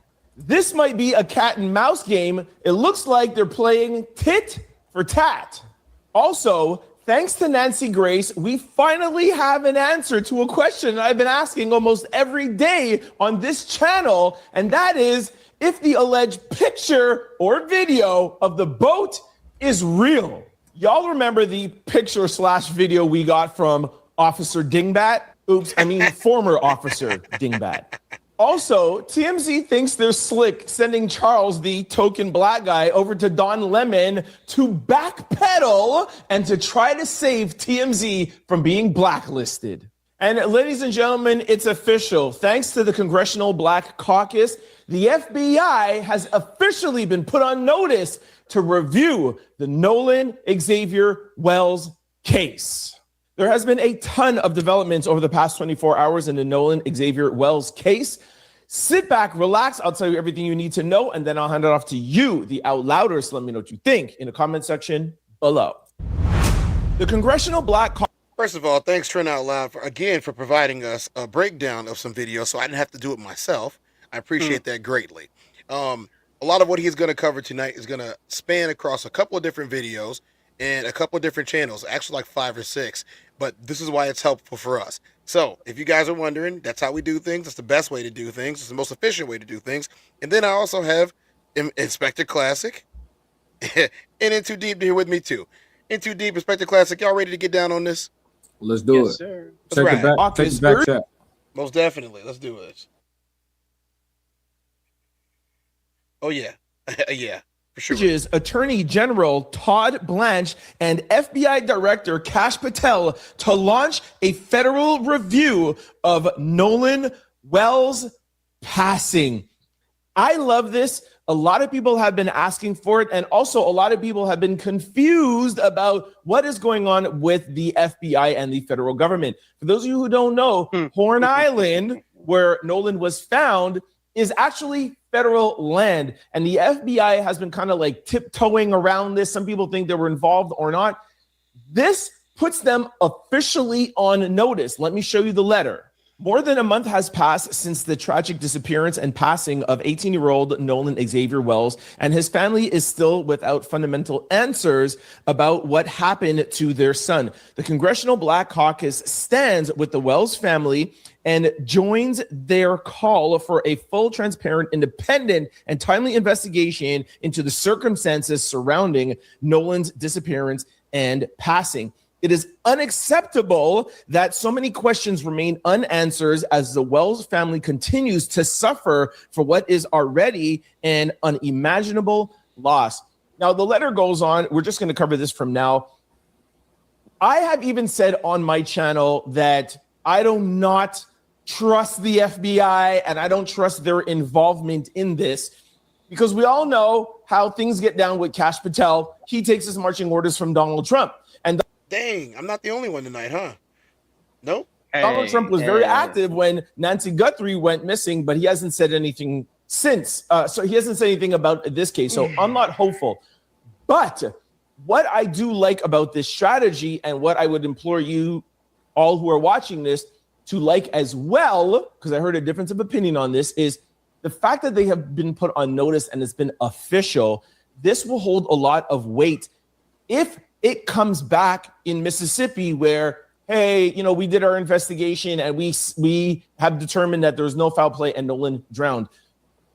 Now the Congressional Black Caucus and Nolan's family could now hold the FBI to a higher standard to say, hey, we asked you before we even got the ruling and you guys didn't do your job. And they could just go on from there. So this is a very, very, very good strategic play on the side of the Congressional Black Caucus, Christine Elmore, and their lawyers. This is very, very good. Now, let's move on to, you know what? Let's go on to TMZ, and then we're going to talk about the phone. We're going to talk about Nolan's throat. Oh, they all want to talk about the phone. Classic, what's the big deal about this? So the situation is just, I mean, Ben Crump actually talked about this like 2 weeks ago, but he simply said that they want to do a collaborative forensic examination on the phone. So they have agreed to cooperate with the state of Mississippi to do a forensic, investigation on the device, but they want to do a collaborative investigation where their independent investigators are present as well, and they go through the phone together. So that means whatever information is gathered from the phone, it's gathered for all parties involved simultaneously. Mississippi wants them to just simply hand over the phone. And I believe it, yeah. In lay terms, the reason that they're not handing over the phone is because they want to be present. They want to have their officials there. They don't want to just give it to a system that they might believe is corrupt. Right. Guaranteed transparency. Yes. Okay. Just making sure. That's all. And they might seal it too after they get it too. So they don't have to seal do it. They would seal it. I mean, they'll treat it like throat structures. Or the lungs or the stomach. See what I'm saying? All right. And we're going to talk about the interview on Nancy Grace with the young men. We're not calling them boys. Nolan's former friends, the young men, their lawyers. We told you guys about. Hey, big shout out to Trent Out Loud once again. I really do appreciate people who are objective, and I can already tell from this is only the second time that I've covered anything from Trent Out Loud. I would hazard a guess to say that at least on this, he has been very objective. Little Eddie yesterday and Tyler. We're going to call him a Little Tyler and Little Eddie. It was a disaster. Nancy Grace completely obliterated them. And we finally got an answer to a question that I've been asking for a long time. And the answer, trust me, is not good for the other side.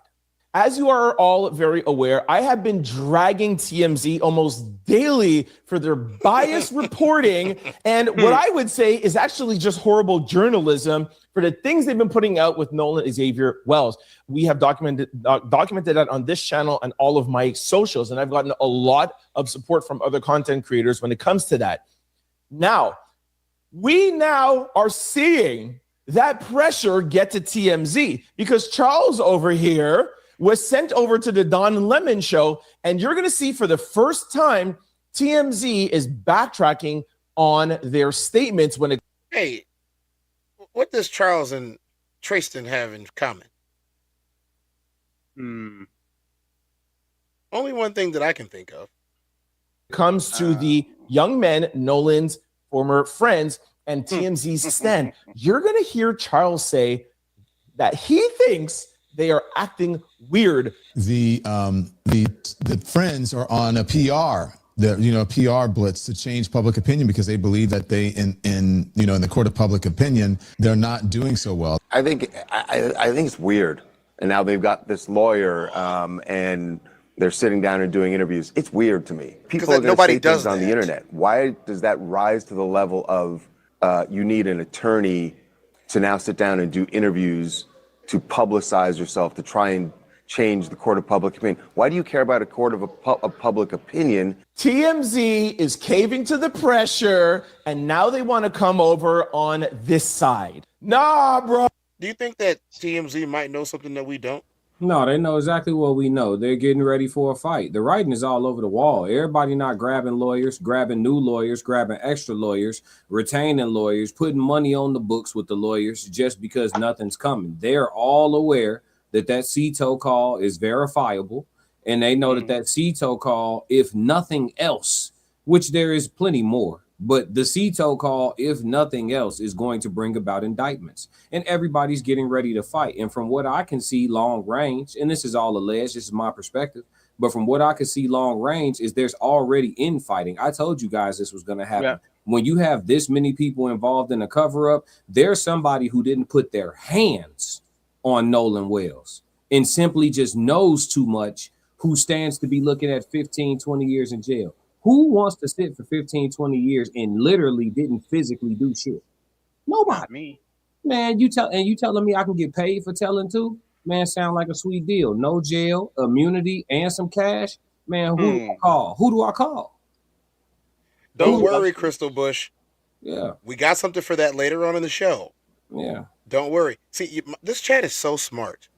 Both chat 333 and the ones y'all are in here, the smartest of the smart. I don't know if that's a product of listening to us all the time, or if y'all are just intelligent and great minds think alike. But yes, we have something for Damn It Bart later on in the show. It'll probably be one of the last things we cover tonight. We're going to cover this first.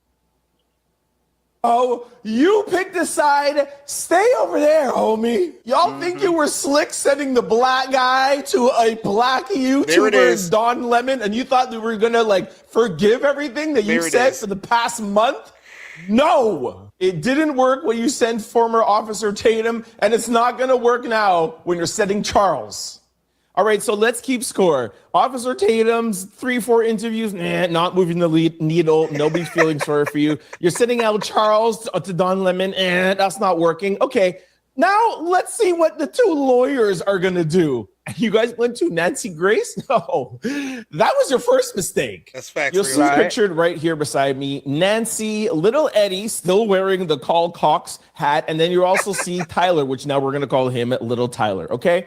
Now, Nancy starts off this interview. Hey, class, do you know this guy personally? Who? Trent Out Loud? No, I don't. Why? I've been watching him. He's funny. He's got a lot of your jokes. We probably watch each other. I watch him too. Yeah. Hey, Trent, if you're watching us, hit us up, man. Send an email. We would love to have you. This is too good. Yeah. He said, Little Tyler. Little Tyler. Hot. Nancy asked these two lawyers, who, once again, are the lawyers who are representing Morgan, Jax, and Warren, the same three boys that interviewed, that former Officer Tatum interviewed just yesterday. We played that for you. Now, Nancy says, has these boys taken a polygraph? Now, I edited this out because it was blah, blah, blah, blah, blah, a million excuses, all to get to, no, they haven't. Joining us tonight, Tyler Cox, the lawyer for several of the young men with the law firm Taylor and Cox, him being the Cox. I'm not even going to touch that, Nancy.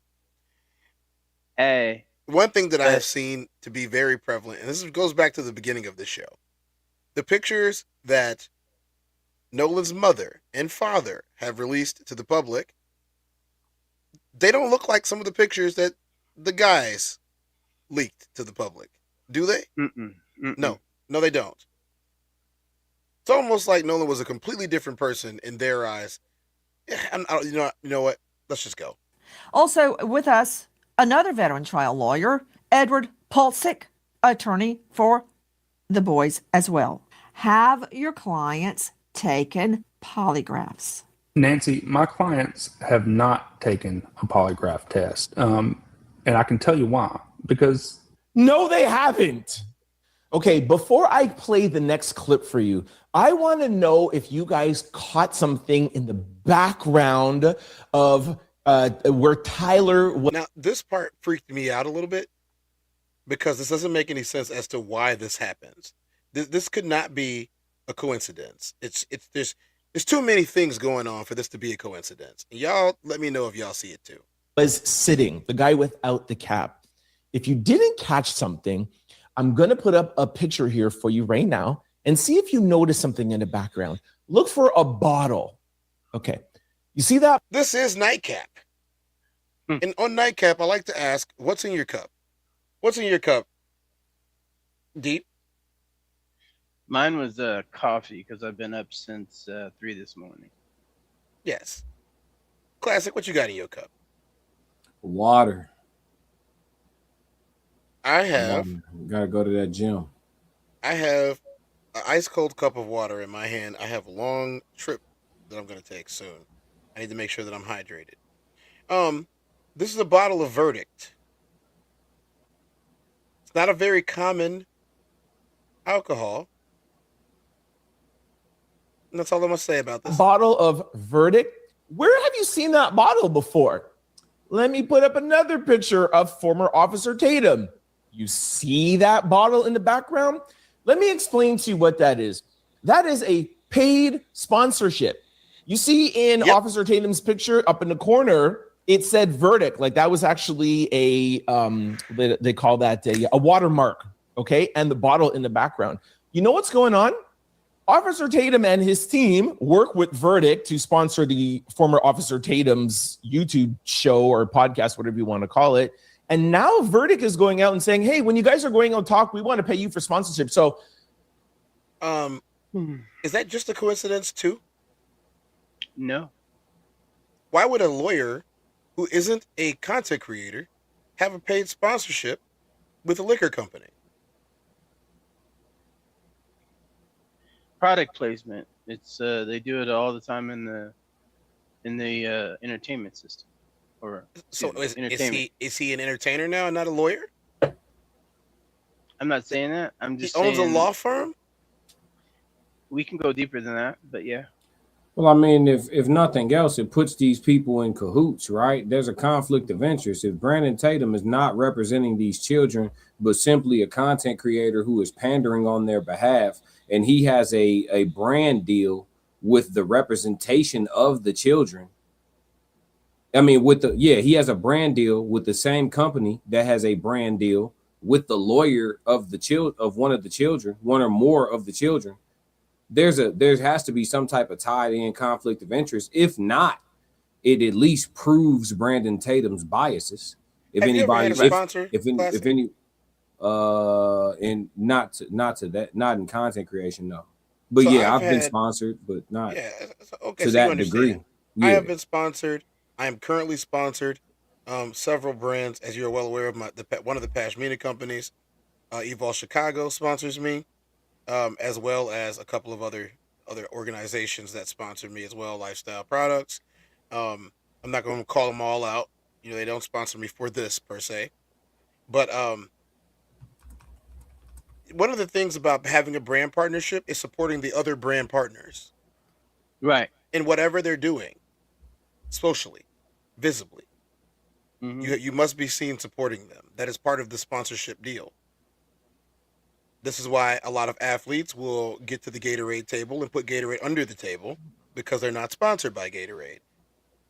This is why they'll do that.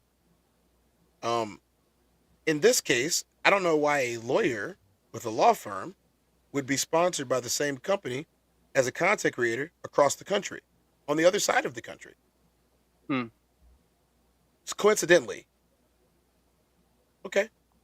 Tyler, little Tyler, the lawyer who's supposed to be defending these boys, is now taking sponsorship from Verdict.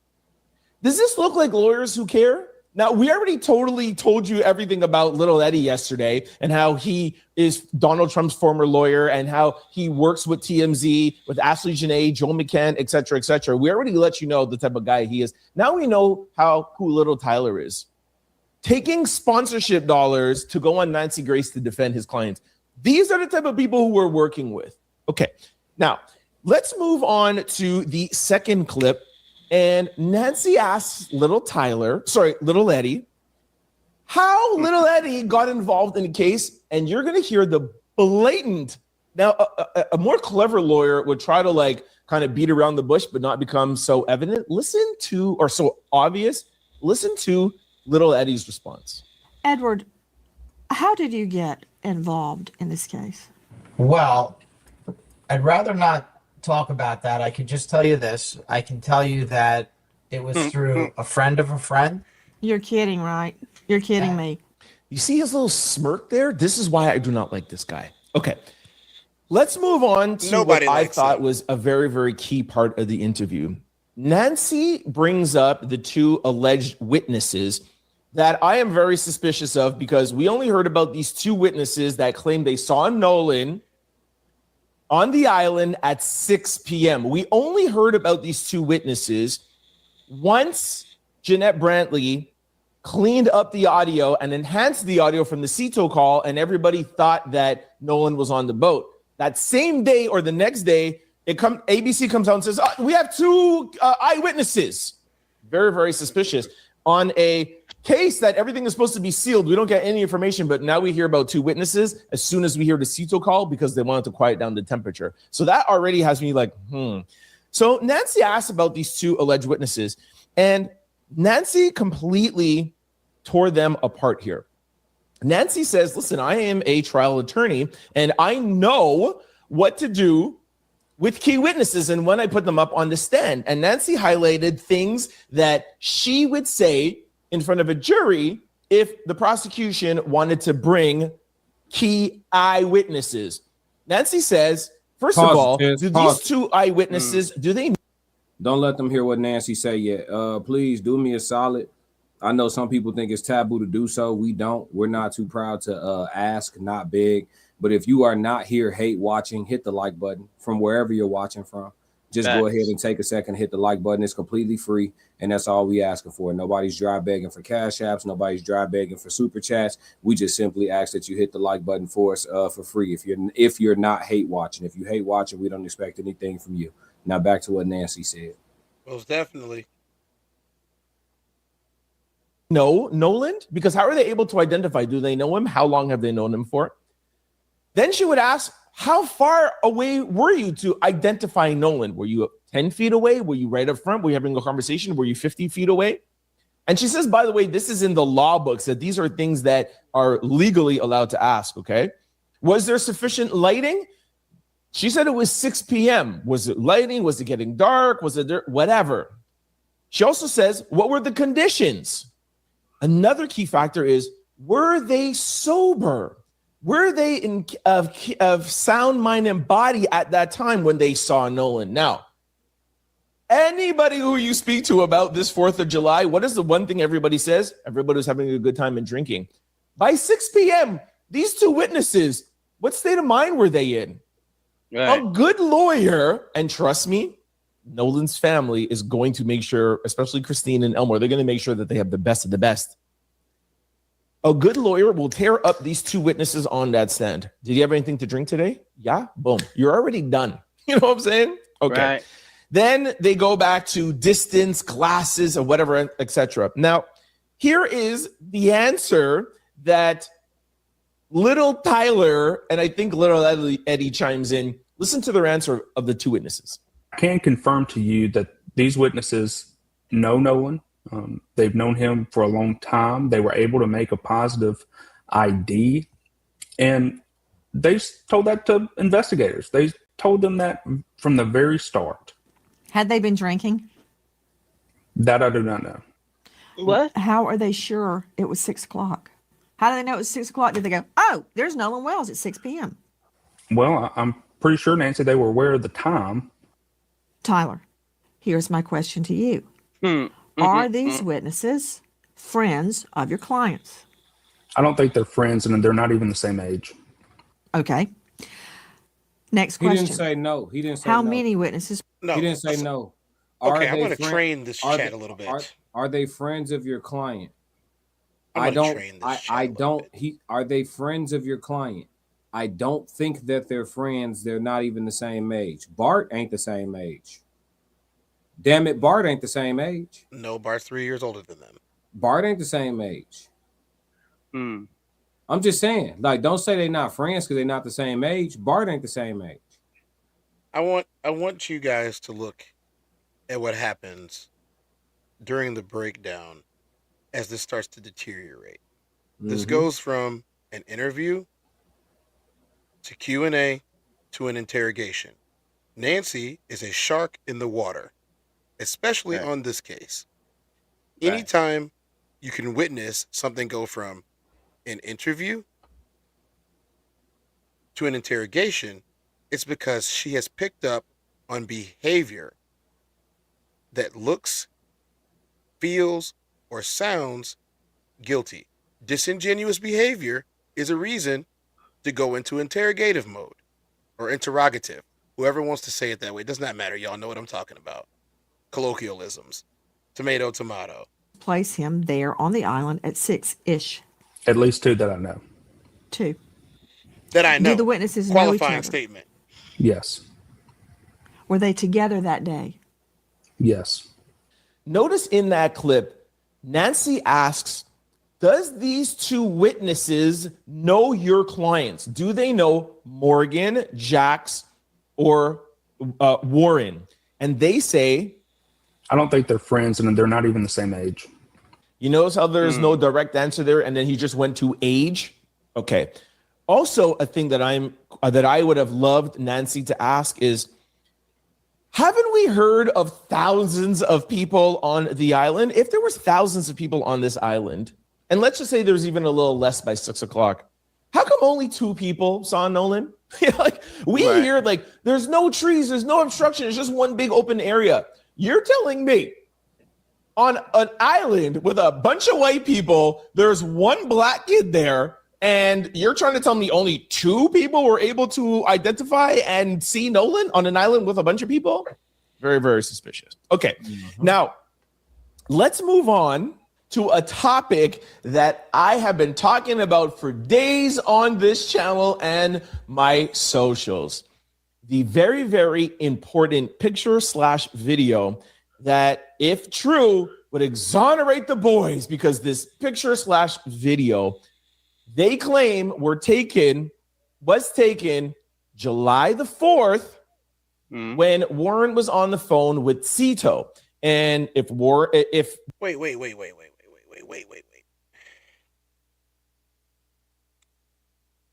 Does this video look like what we heard in the Cito call? No. Okay, just making sure. No. The amount of stuff that apparently was in motion on that Cito call, this looks nothing like what the backdrop sounds like from the Cito call at all. Not even remotely close. And I never really covered this too much because it was never validated. Trent Out Loud asked for the metadata directly from Brandon Tatum on air. He could not produce it. Trent Out Loud asked for the metadata from TMZ live on air. They could not produce it. Nancy Grace is going to ask about the data to these lawyers, and they are not going to verify that they have the metadata.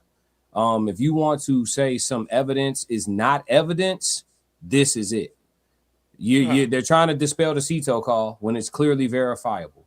They're trying to dispel the fact that that's Nolan in the background of the video asking for his freaking phone back. They're trying to dispel that when it's verifiable, right? But you can't produce just simple metadata for this image you took. Why? Why? Precious, you said you're suspicious that this guy has an IQ of less than 85, and for that, you get 86. Damn. Night. It be like that. Bye, Precious. Bye, Felicia. Nolan was not on that boat, then that exonerates them. Okay. 86. Nancy asked them the same thing I've been asking them. How do we know when this picture was taken? Do we have a timestamp? Listen to the answer. I can tell you, look at those photos. Nolan. I hate his voice. He high right now off some good stuff. Look at his face. Look at his face. His eyes are moving all around. The photos. What? I said his eyes are moving all around. He's not looking directly into the camera. That's usually what happens when Typically, people don't tell the truth.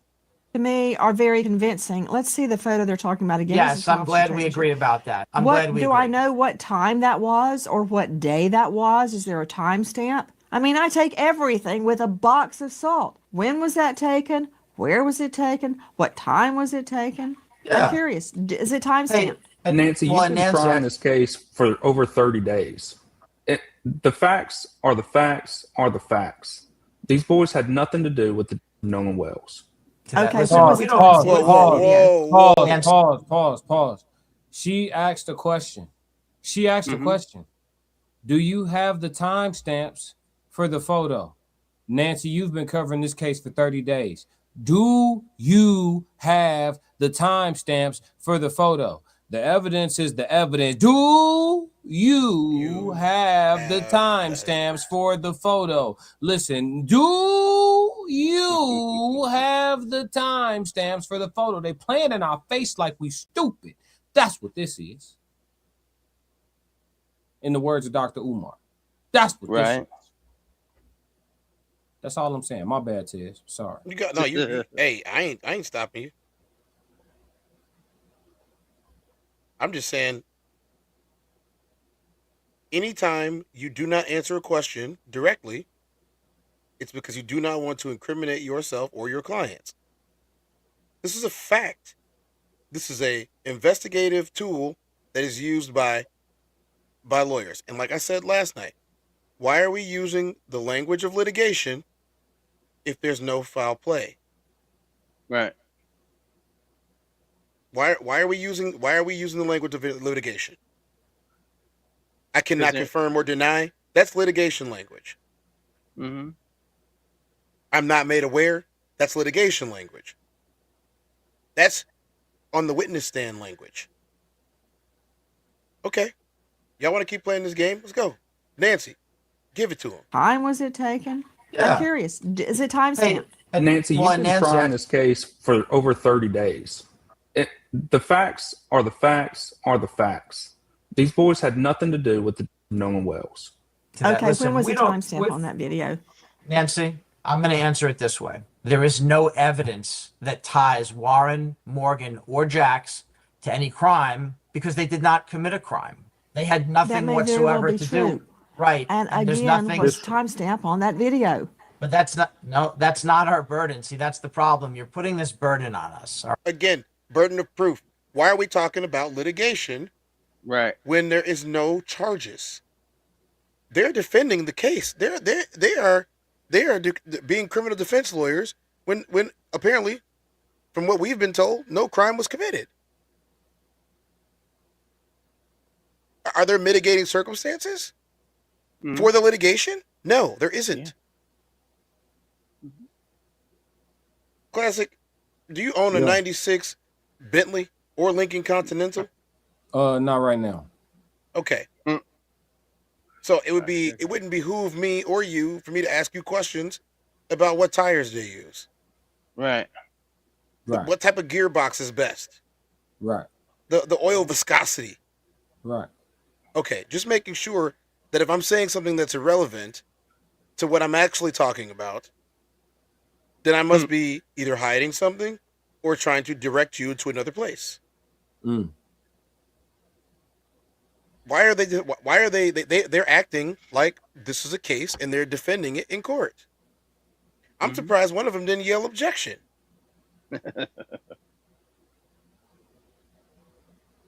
Right? There's never been one piece of evidence. You did that to yourself, Paul Sick, when you said, here's the boat that day and he's not on it. And I'm saying, when was the video taken? I'm asking you again when the timestamp is on that video. I'm saying, I want to know to corroborate that video.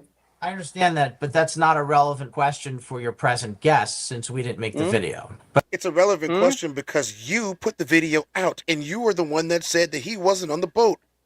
You put the video out, so it is relevant. I told y'all they're getting these lawyers off Temu. These boys getting their degrees from DeVry. Look, no disrespect to DeVry, but listen, dog, the dude been running since he popped out with the cock hat on. He been running around talking about without a shadow of a doubt what they haven't done. Right? That's what he's been saying. You claim that you have an image that's exoneratory, right? So we're simply asking you to you can get rid of the whole case by you can potentially exonerate them at the grand jury, to where it don't even get to the indictment level if you potentially have the timestamps to validate said image. Why is he so mad about this? But here's the thing. This doesn't exonerate them. It could, but it's not going to. The reason why is because there's multiple boats in play. You've given us an image of one boat.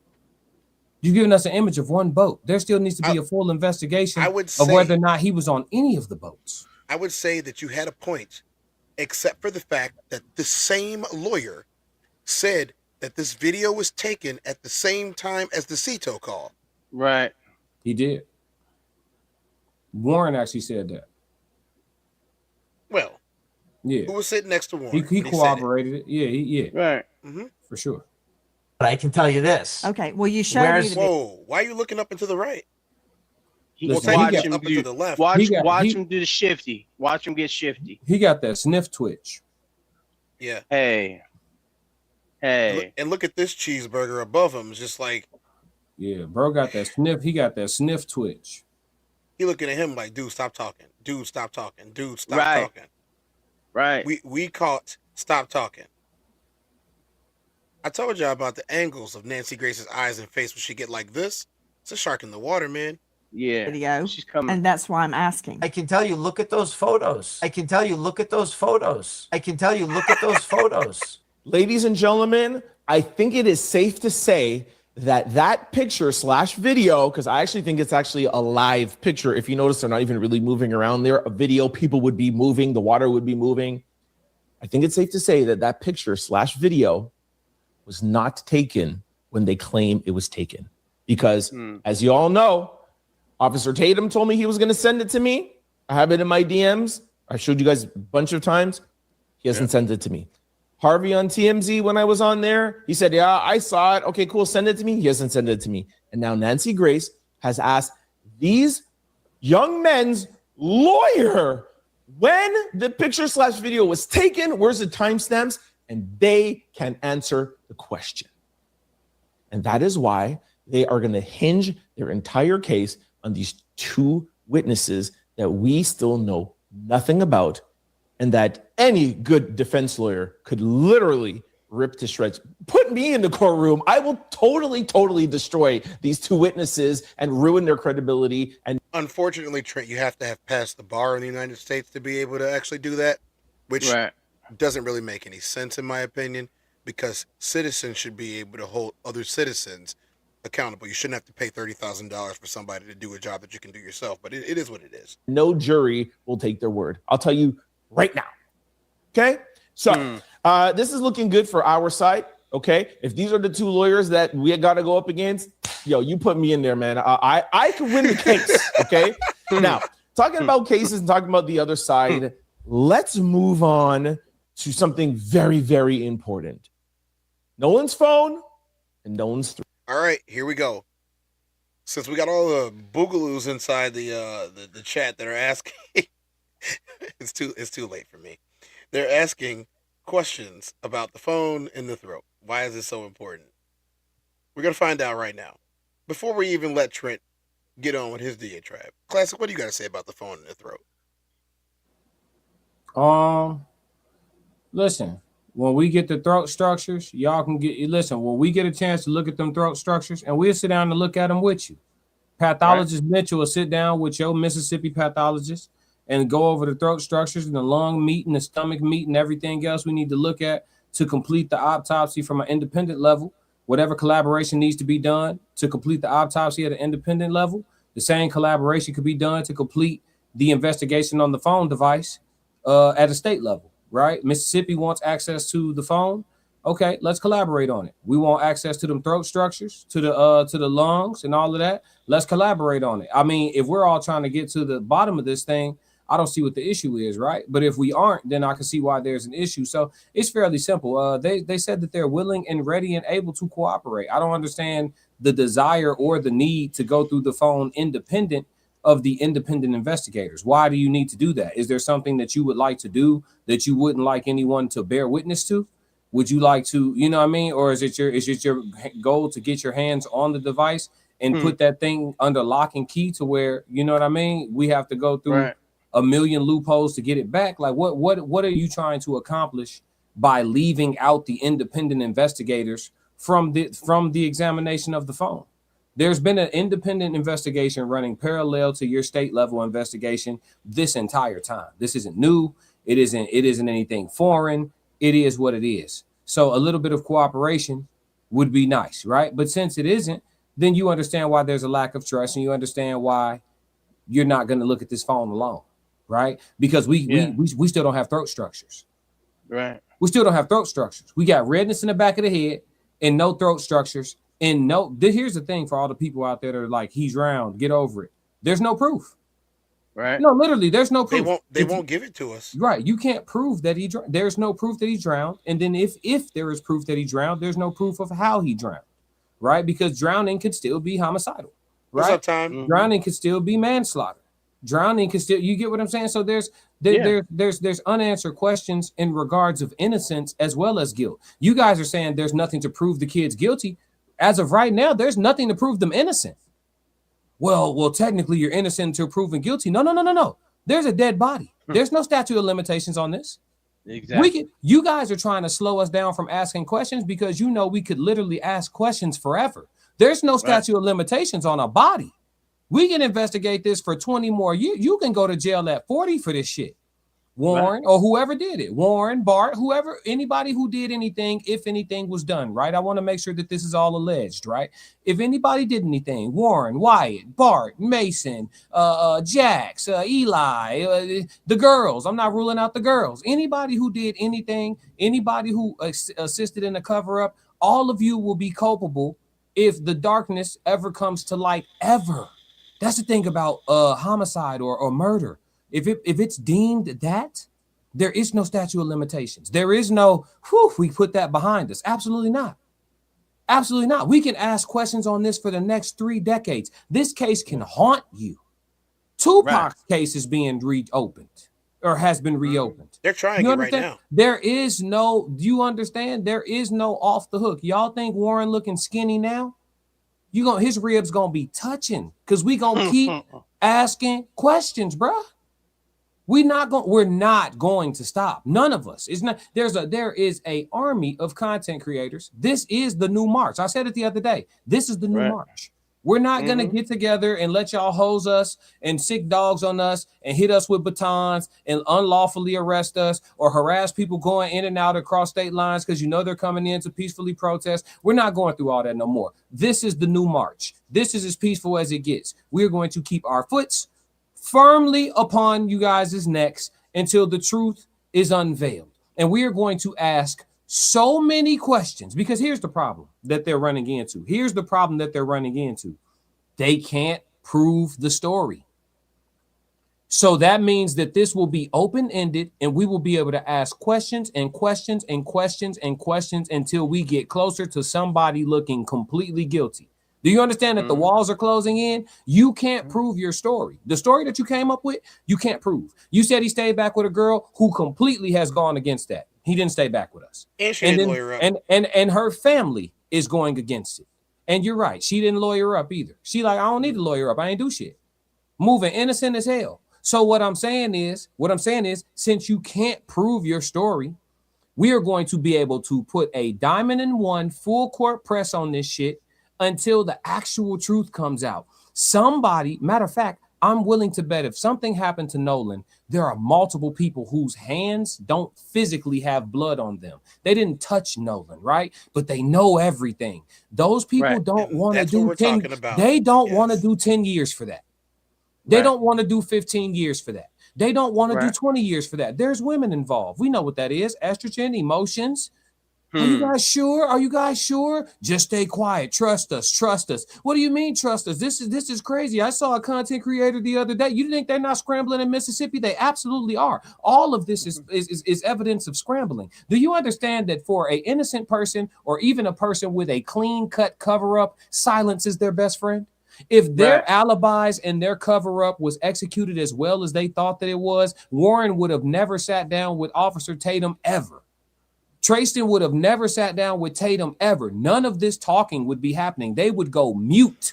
But because their cover-up is so ass, because the CETO call is validated, because we have a reason to believe that that was Nolan Wells asking for his phone back, because we know that there was a pool party, because we know that the boat that was allegedly fucked up went on a bunch of joy rides after it had all these mechanical issues, because nothing adds the fuck up, and you can't prove your alibis, and you can't prove that nothing egregious happened to Nolan Wells, we will be able to press this line until the levees break.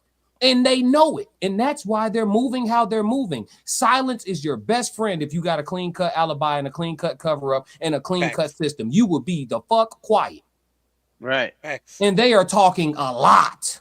So they're trying to try the case for whoever the jury is going to end up being, because they know they're about to have to fight. If Mississippi had an autopsy that clearly looked like a drowning, they would have put that shit on a billboard. Thank Aries One. Thank you. They would have put it on a digital billboard if they had proof that all he did was drown accidentally. They would have put it on a digital billboard where it changed and flash in colors and glow in the dark. But they didn't do that, did they? Nope. They withheld shit. Pertinent shit. Still withholding. Why? Still withholding. Why though? Why? And you're going to have to produce them throat structures. And when we find out that something is broken, fractured, you know what I'm saying, punctured, squeezed, when we find that information out, bruised. It's handcuffs. It's handcuffs. It's handcuffs. And now you're going to have to answer some pressing questions. I also feel as if they're only delaying the inevitable. That man, they know they finna have to fight. They are getting ready to fight. Why do you think they're trying to get out in front of it? They are trying to influence a jury before this becomes an official criminal investigation. Right now, influencing the public is not illegal yet. When it becomes an official criminal investigation, the type of shit they're doing with Brandon Tatum is going to start becoming contempt. It'll become illegal. They're doing it while they can do it. That's why they're trying to taint. So I said this yesterday. Absolutely. They are trying to intentionally cause a mistrial in the case that they have to go to trial. Yes. Right. And that is what they're doing. And that's why they want us to shut up, because they want to say this stuff with their lawyers, and they want for content creators not to show all of the inefficiencies and everything that they're saying. So they're trying to mute us, take over the narrative, and then once it goes to trial, we got the jury in our pocket. No. We're not going to shut up. Trent not going to shut up. Nancy not going to shut up. I'm not going to shut up. Tez not going to shut up. Who else can we shout out? Everybody that's with us. Everybody that's with us. I put something to present. I got you. We'll take a break with this real quick. It's up. It's up. It's up and it's stuck and it's been stuck up. On a mother who has lost her child. Well, and Don, I want to put this out here because I have told Tatum, who I was on News Nation with the first week, let's just have it live. Since you guys want clicks so bad, let's do it live. Let's call versus up. I want a me versus Tatum. See, it's really easy, and I say this respectfully, but it's very easy for him to go back and forth with other commentators, to go back and forth with everybody else. Why don't you talk to me? I'm the only woman in the Ben Crump, and I'm not saying that to flex. I'm just giving facts. I'm the only speaker in the documentary for attorney Benjamin Crump, the only one in civil, Don. Why won't Brandon sit down with me, who actually talked to the family? Sit down with me that's actually worked with the attorney for over 15 years. Let's go line by line by line so that I can debunk. Because, see, a lot of folks get on and say, well, we don't know. See, I actually do know. I actually do know that when the prosecutor, that lie that they had out yesterday saying that Ben Crump never turned over the phone. See, I actually do know that the letter was given to them that said, give us the date and the time. We will go through the phone. That's all we're asking for. Let's stop bullshitting around, Don.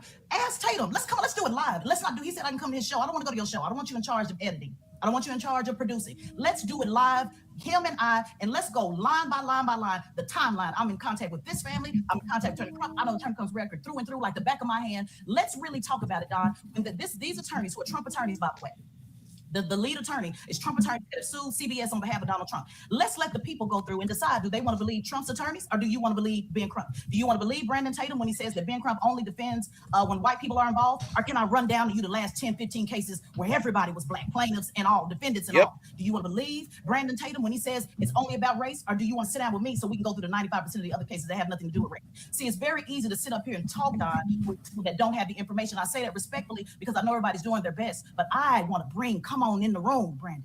Oh, you don't want that much truth, though. But hold on, cousin, do it here. Do it here, and I'll let you guys talk. If you don't, no live, no editing. No editing. Officer Tezdown from the United States Air Force. Let me look in the camera.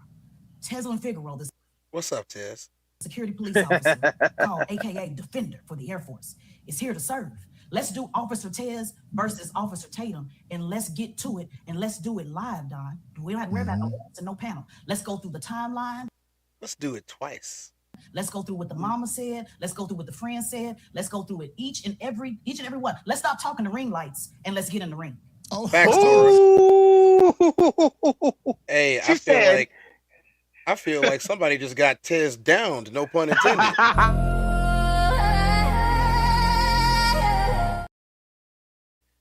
Yeah, that's what I think. Yeah, she did her thing. I'm gonna tell you this. I'm gonna say it just like this. Brandon was challenged, and if he doesn't come to the front of the classroom and take this L, he ain't coming to the classroom. He don't want none of that smoke. He don't want none of that smoke. You'll so see he should here shut beside me a letter from Nolan Wells' estate lawyers and family, Christine and Elmore. Oh, John Carroll. Classic. John Carroll says, it's so sad that all these people are getting paid off the traffic death of this young man. Traffic death. She ain't worried about the truth, just like anyone else posting about this crap. So sad. Oh, it's so sad. If I could get you myself, I'm going to go over Classic page and get you myself. No, leave him alone. Leave him alone, Classic. I wanted to get this one myself. It's so sad that you no longer are allowed to watch the channel. It's so sad. It's so sad. You know, you came in here talking crazy. I hope you work for free every day. I hope you do. I can't even tell where this one is. Where is this one? I got it. You want me to hit him? It's in your chat. It's in your. It's on mine. vertical. Oh, it's on the vertical. Yeah. Okay, yeah, go ahead. Oh, no, I got you. Here you go. Bye, John. I'm gonna double up on you. Another 86. Shut your ass up. So, like, how do we feel about people that own funeral homes? They're profiting off a death, Classic. Wait, I have a question. What is their attorneys doing? Making money and getting sponsorships from liquor companies. Oh no, but aren't they crowdfunding? Lots of to money. Pay themselves. Lots of money. To pay themselves. Yes, they're crowdfunding. Those two lawyers are crowdfunding so that these guys can afford to pay them. Yes, exactly. Okay, just making sure. Apples to apples, right? You know what I'm saying. For his parents. Now, this talks about Nolan's throat and cell phone. Let me give you guys some context.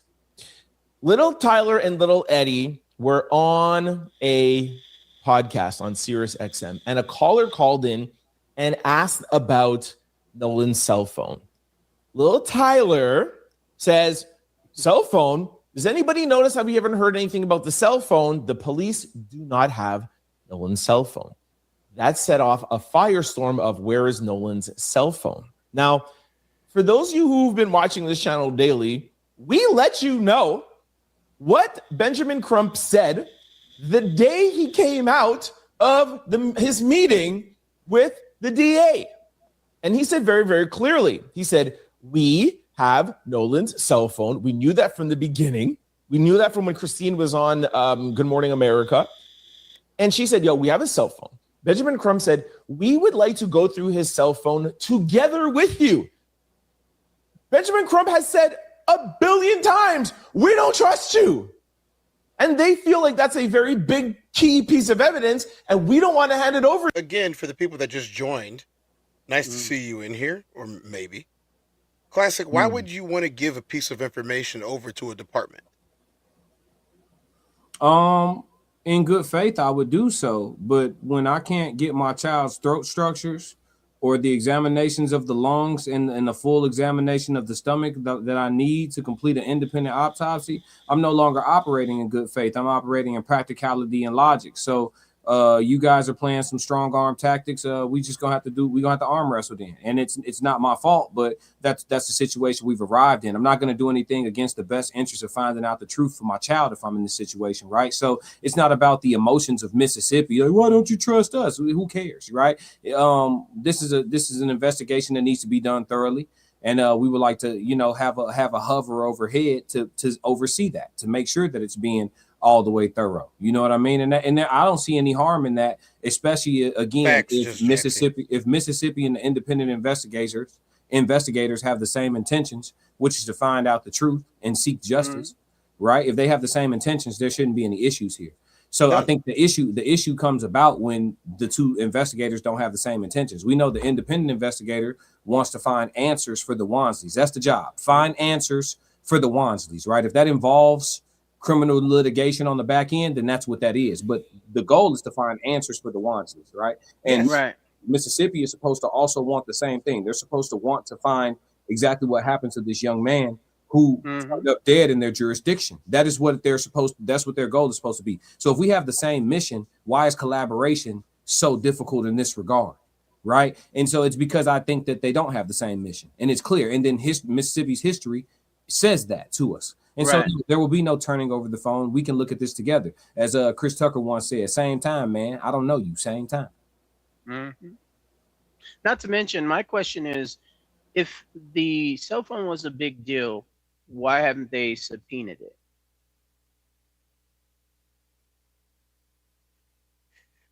They don't want to subpoena it. This is because they would have to. It's a game that's being played. So the initial agreement was that all of the cell phones would be gone through together. Exactly. By both teams.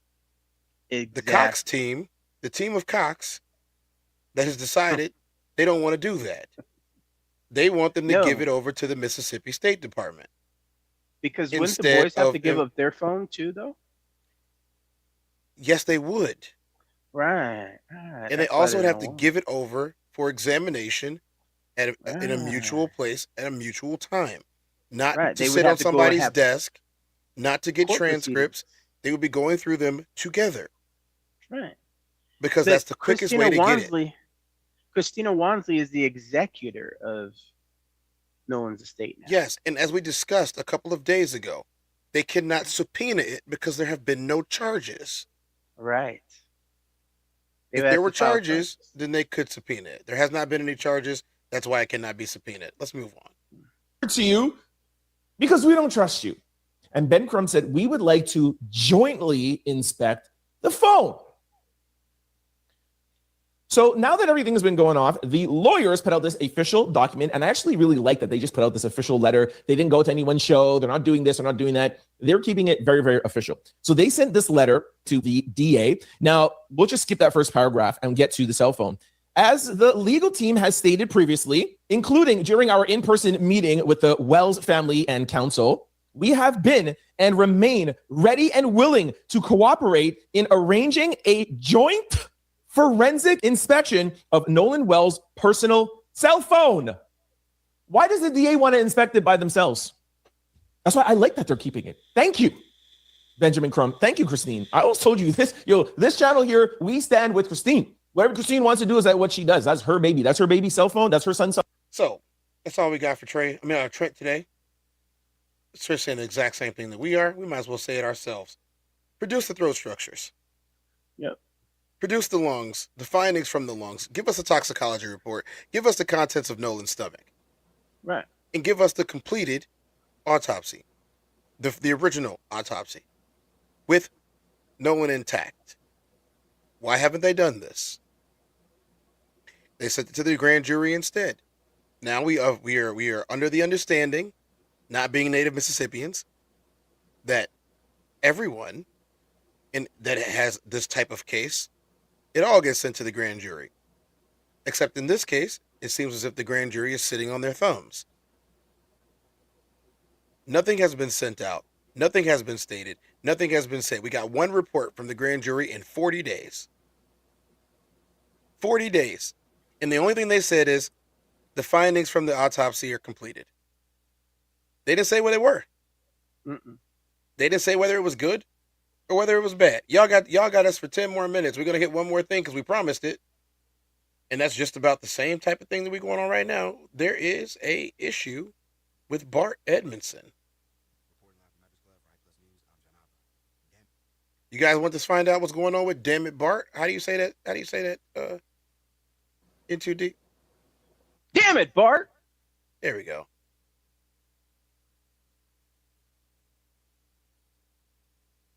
Reporting live from Mavericks Glove for Hype Plus News, I'm John Abba. Damn it, Bart was a phrase that many heard during the audio release of a now infamous STO call within the story of Nolan Wells. The emergency call that was placed on July 4th would capture a conversation between one of Wells's friends looking to get assistance for his boat after the boat's bilge pump reportedly stopped working, causing the vessel to begin sinking. Now, for many, the initial call was not the only eye-raising thing, but instead it was the chaos that appeared to be recorded in the background right before the caller and the operator would begin to speak. Now, after enhanced audio would be released for further review, many who heard the recording would claim they heard phrases like, "No Nolan," "Wake the F up," and "Is he dead?"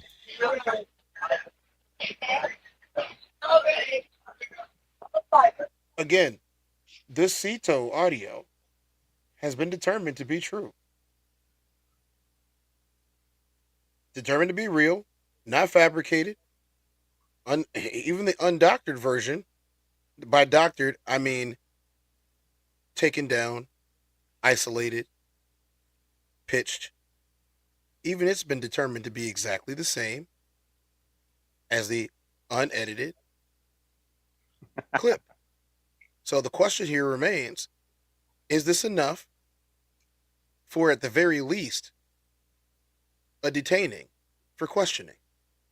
And if it is, why haven't we got it? This is all just a bunch of BS, man. People get arrested for so significantly less every single day.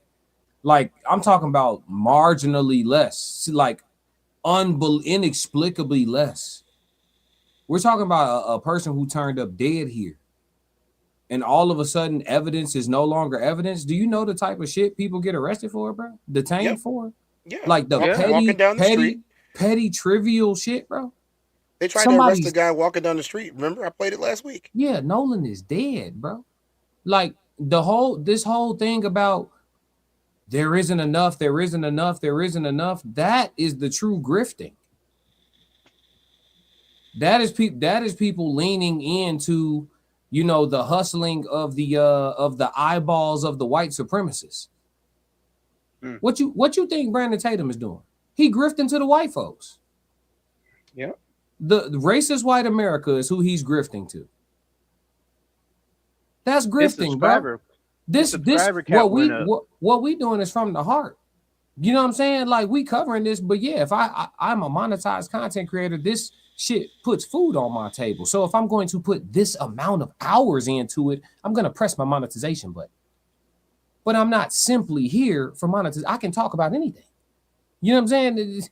Monetize my workout in the gym this morning, guys. Yep. Yeah. So I just got off. I just got off of a stream before this. This is my 4th stream today. I don't have to sit. So the real grifting is Brandon Tatum. The real grifting is why don't they just turn the phone in? You're grifting to racist white America. There is more than enough evidence here to make an arrest. The fact that Nolan's phone was commandeered, potentially just the suspicion of tampering with evidence in a missing persons case is enough for an arrest. We have judges. Carlos Moore, a judge who served for 6.5 years in Mississippi, said that there has been sufficient evidence for an arrest since like the 3rd day of this. The 3rd day. We're on week 5, the 3rd day. This whole conversation about is there enough? It's asinine. 40 days. I'm not gonna sit here and play like I'm not as smart as I am. It's asinine. I know people who've been in a set of handcuffs for mistaken identity. Our bad. We gonna what they used to tell us growing up? Go ahead Guilty and get by up out association. Of here. Yeah, guilty by association. My bad. Go ahead, get up out of here. You didn't even have to do anything to get arrested. Just guilty see by what I'm association. saying, bro? Like, he doing something, and you was with him, he did something, you getting arrested too. It's not and here's the other thing that people aren't understanding. There is a law in this country that if you were with somebody when they were in the commission of a murder, then you are also getting charged with the murder. I'm just gonna put that one out there for real quick. Let's go.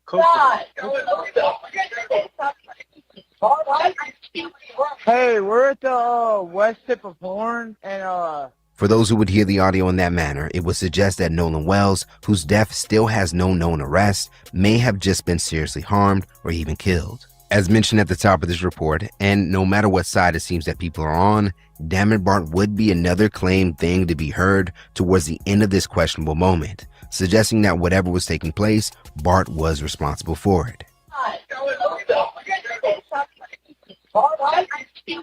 hey, we're at the west tip of Horn, and our village pump stopped working. We're sinking. Can you all please come? We have a membership. Oh, shut the fuck up!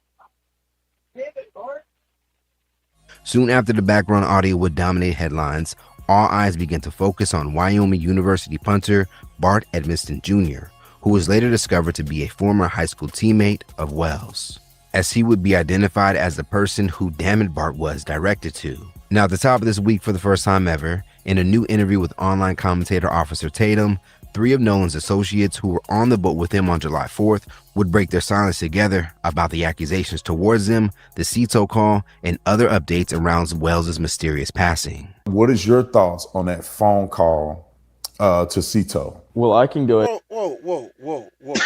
What a softball way to ask a question. What are your thoughts on that, the call? Any call. Whatever. Not the evidence. Not the fact that this implicates any of you in any way. Just the call. Just the call. Any call that you make. And say that as you posted that clip of all of us on the boat, as it's not rolling, but right there sitting in the water, Wyatt's on the phone with STO in that clip. I mean, he's on the phone. Wouldn't you think that you would have seen Nolan on the bottom on the floor or something, or scrambling around, or everybody in a small space on the boat looking at him or something? I mean, it's just so crazy to think that. Why would we call STO if we have a dead body on the boat? I mean, why would we call the Coast Guard? Why would we? The answer to that question is for an alibi. Yes. The answer to your question, he just asked what was supposed to be a rhetorical question, but we're going to answer it. Why would we call STO if we have a dead body on the boat? Well, let's add context. Why would we call STO and ask for help on a sinking boat while our grandfather is calling STO simultaneously telling them not to go help us with the alleged sinking boat? So when you add that context in, why would I call STO to get help for a sinking boat while my grandfather calls STO to tell the help not to come? If we had a dead body on the boat. The answer is for an alibi. Allegedly. For an alibi. Do the things we did if we know we killed somebody. Now, for many who are looking to get clear answers about the call in particular, since at one point it was considered the smoking gun to the case, they would notice that Bart Edmonston has been nowhere to be seen and appears to have decided to hide from the press. If you can recall, during the first part of the allegations against Edmonston, he and Bart's MAGA? They all are. Look at his hat. Bart is MAGA. It says Gulf of Mexico. Gulf of America. Bart's MAGA. So what does that mean? What is? So the Gulf of Mexico was renamed by President Trump illegally to the Gulf of America. He illegally named the entire peninsula, and a lot of his supporters, because they were against Mexicans, have been wearing and still calling it the Gulf of America, even though the president doesn't have the power to just rename an entire body of water. international body of water at that. Allegations against Edmonston, he and his family would go on to retain attorney Russell Latino, who would immediately start conducting interviews on his behalf. But with Edmonston's friends now being open about that day, it appears to have caused some to consider his silence as suspicious and concerning. Over on the Instagram page of his football team, those after answers have now jumped into the comments to demand Edmonston come out and speak. Like this post of the Wyoming team. In Too Deep, they talking to you right now. He said, so who's going to start selling the Damn It Bart caps? I'm ready to purchase mine. You can go to the Classic Codes website, and I'm pretty sure he's going to have something up soon. Classic Codes sells all types of t-shirts and merch on that website. So go ahead when you get the chance after this stream ends in the next 5 minutes to go to the Classic Codes on YouTube and check out his merch store.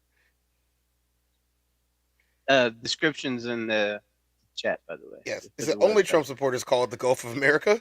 They're the only ones. It was renamed via a U.S. presidential executive order and subsequent interior directive back in January 2025. We know.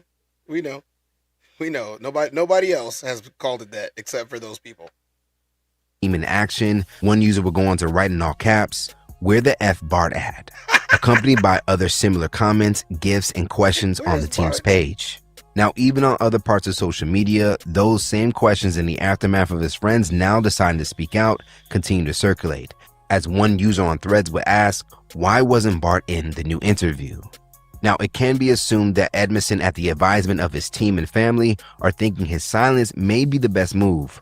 But as his friends continue to speak out, looks to have created added pressure of him defending himself. Now, just a few days ago, Edmonston's football coach would take it upon himself to address the accusations made against his player, which looks to also help keep some players who happen to be mainly all black at ease with the conversation surrounding the case. University of Wyoming head coach Jay Saville would speak to his newest recruits in a now released video from the first day of fall camp, and would go on to back Edmonston in not ever being considered a suspect. Regarding the tragic death of Nolan Wells in Mississippi and the very public social media. They got somebody from Wyoming talking about this? I made a video about that too, about the code of conduct. Put it in the chat. A link to one of our players, Bart Edmonston.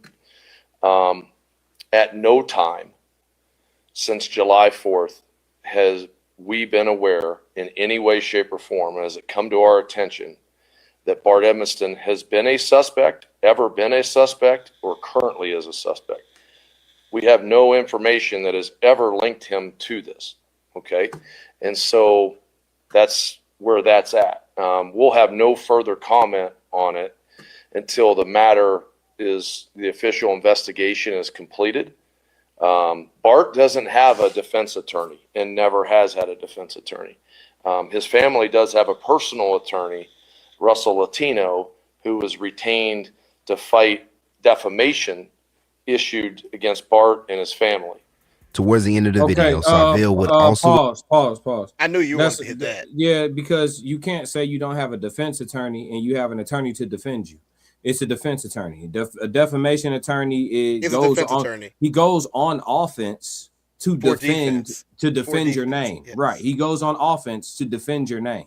So it's a form of a defense attorney. I understand what he tried to play with, but that's not gonna fly here. Again, our sophistication level is too high, and that's why this is not going like Emmett Till. If anybody done anything, all parties involved is going to fucking jail. Your lawyer gonna have to do their job. I feel like this coach is trying to preserve the golden foot that helps him win games.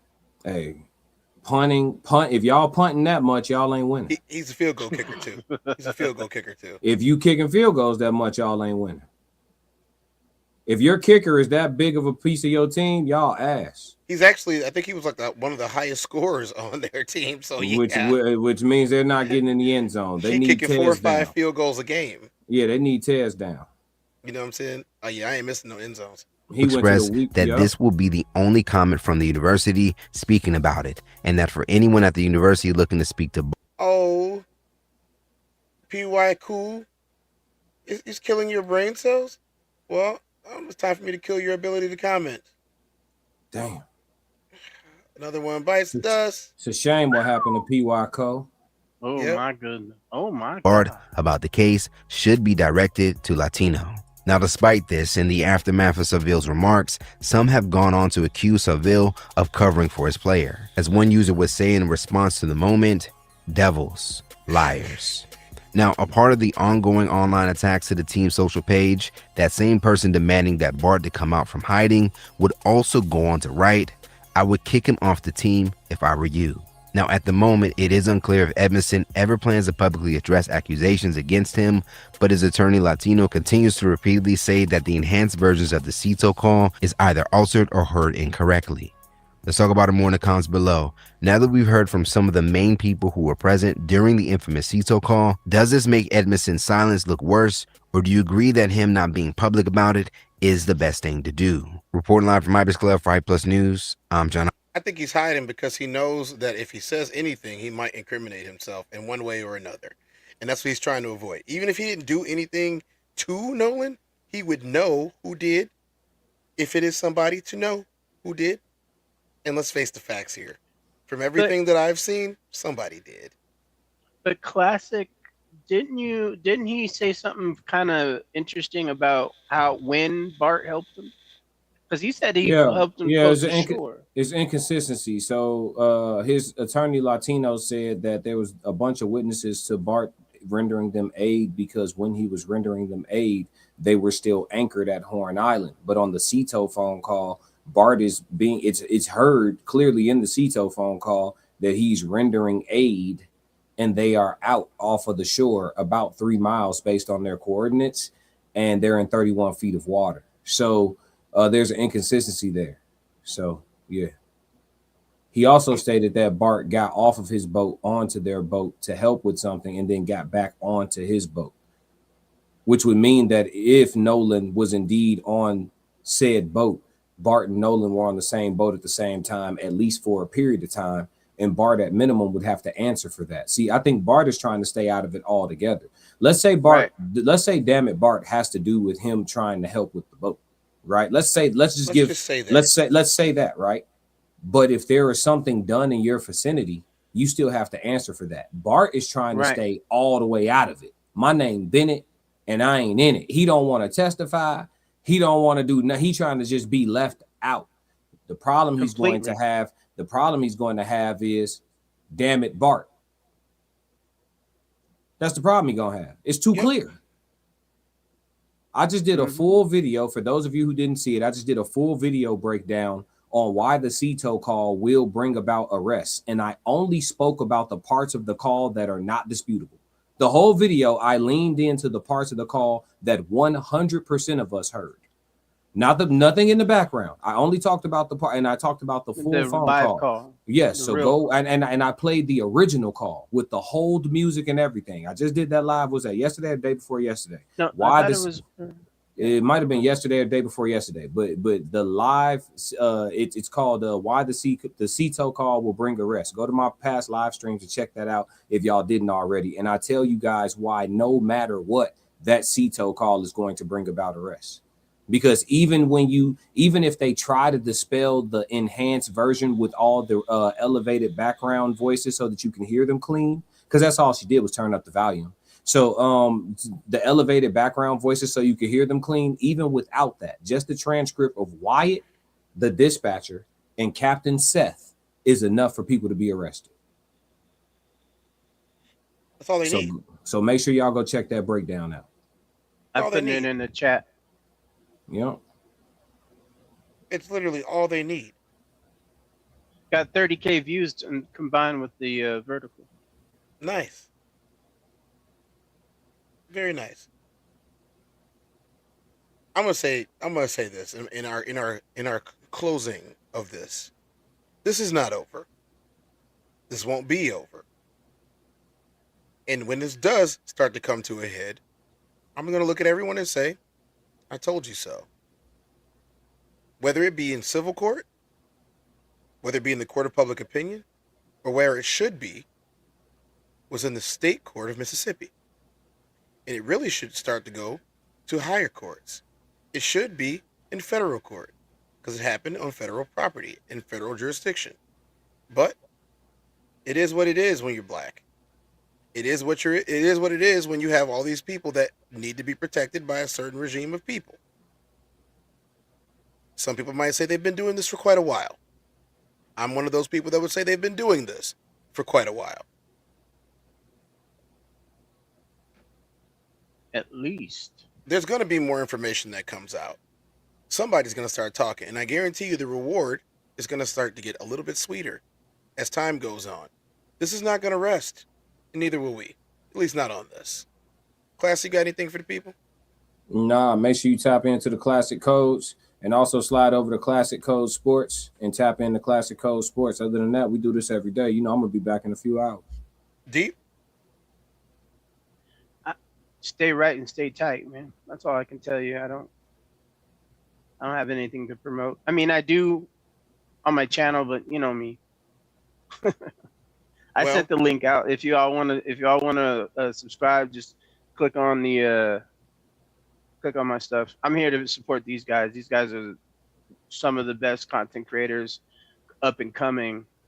And if you all ain't filled it yet, you're going to see more better now, because I see the vast difference in the changes that Classic is making up in his game, and he's running on all cylinders, and we're trying to get Tez running at all the same temperature too. So, you know, guys need to start not only liking, you need to share this. Share this to your Instagram, share this to your Facebook. Just just automatically send it out. Send it out to people that really care about real news, real content creation. That's all I got. Well, we had some super chats tonight, and seeing as how we can't get to all of them, thank you guys for supporting both of these channels. Thank you guys for supporting Deep. Thank you guys for supporting Classic. Thank you for supporting myself. I got 2 videos for you guys. And then we're going to be out. I'm only gonna do this once. Classic! Lord God, anything attached to me that could be holding me down and keeping me from my ascension.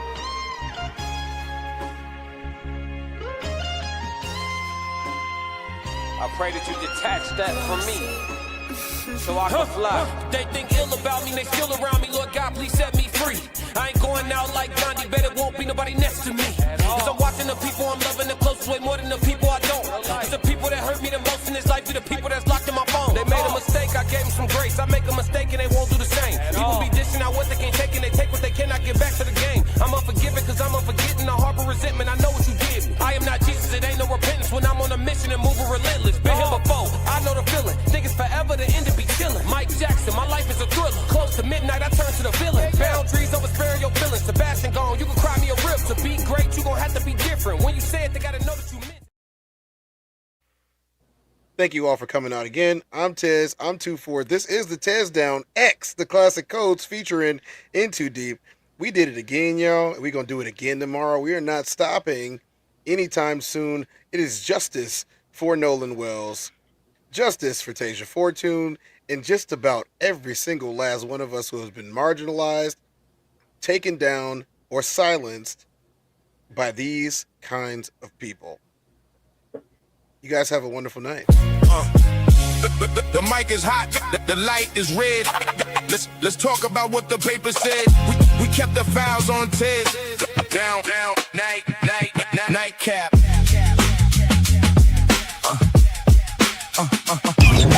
Exactly what they wanted to see, but the angles are wrong and the timeline slip. We're reading the notes outside the script. Draw the line from the street to the stand.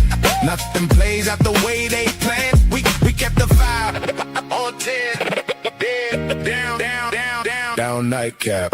We're spinning the tape back, checking the code, looking for safe waters in the middle of the sea. Cut the static, listen for the breath between the rumors and the sudden death. We just want the facts. Lay them on the floor until the locked room isn't locked anymore.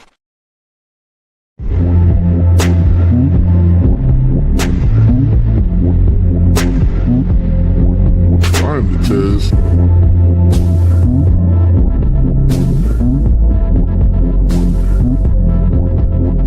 Tez. Welcome to the Tezdown.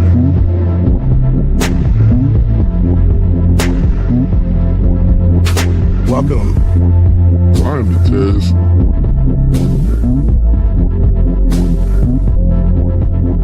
Mic check 1 2. Welcome.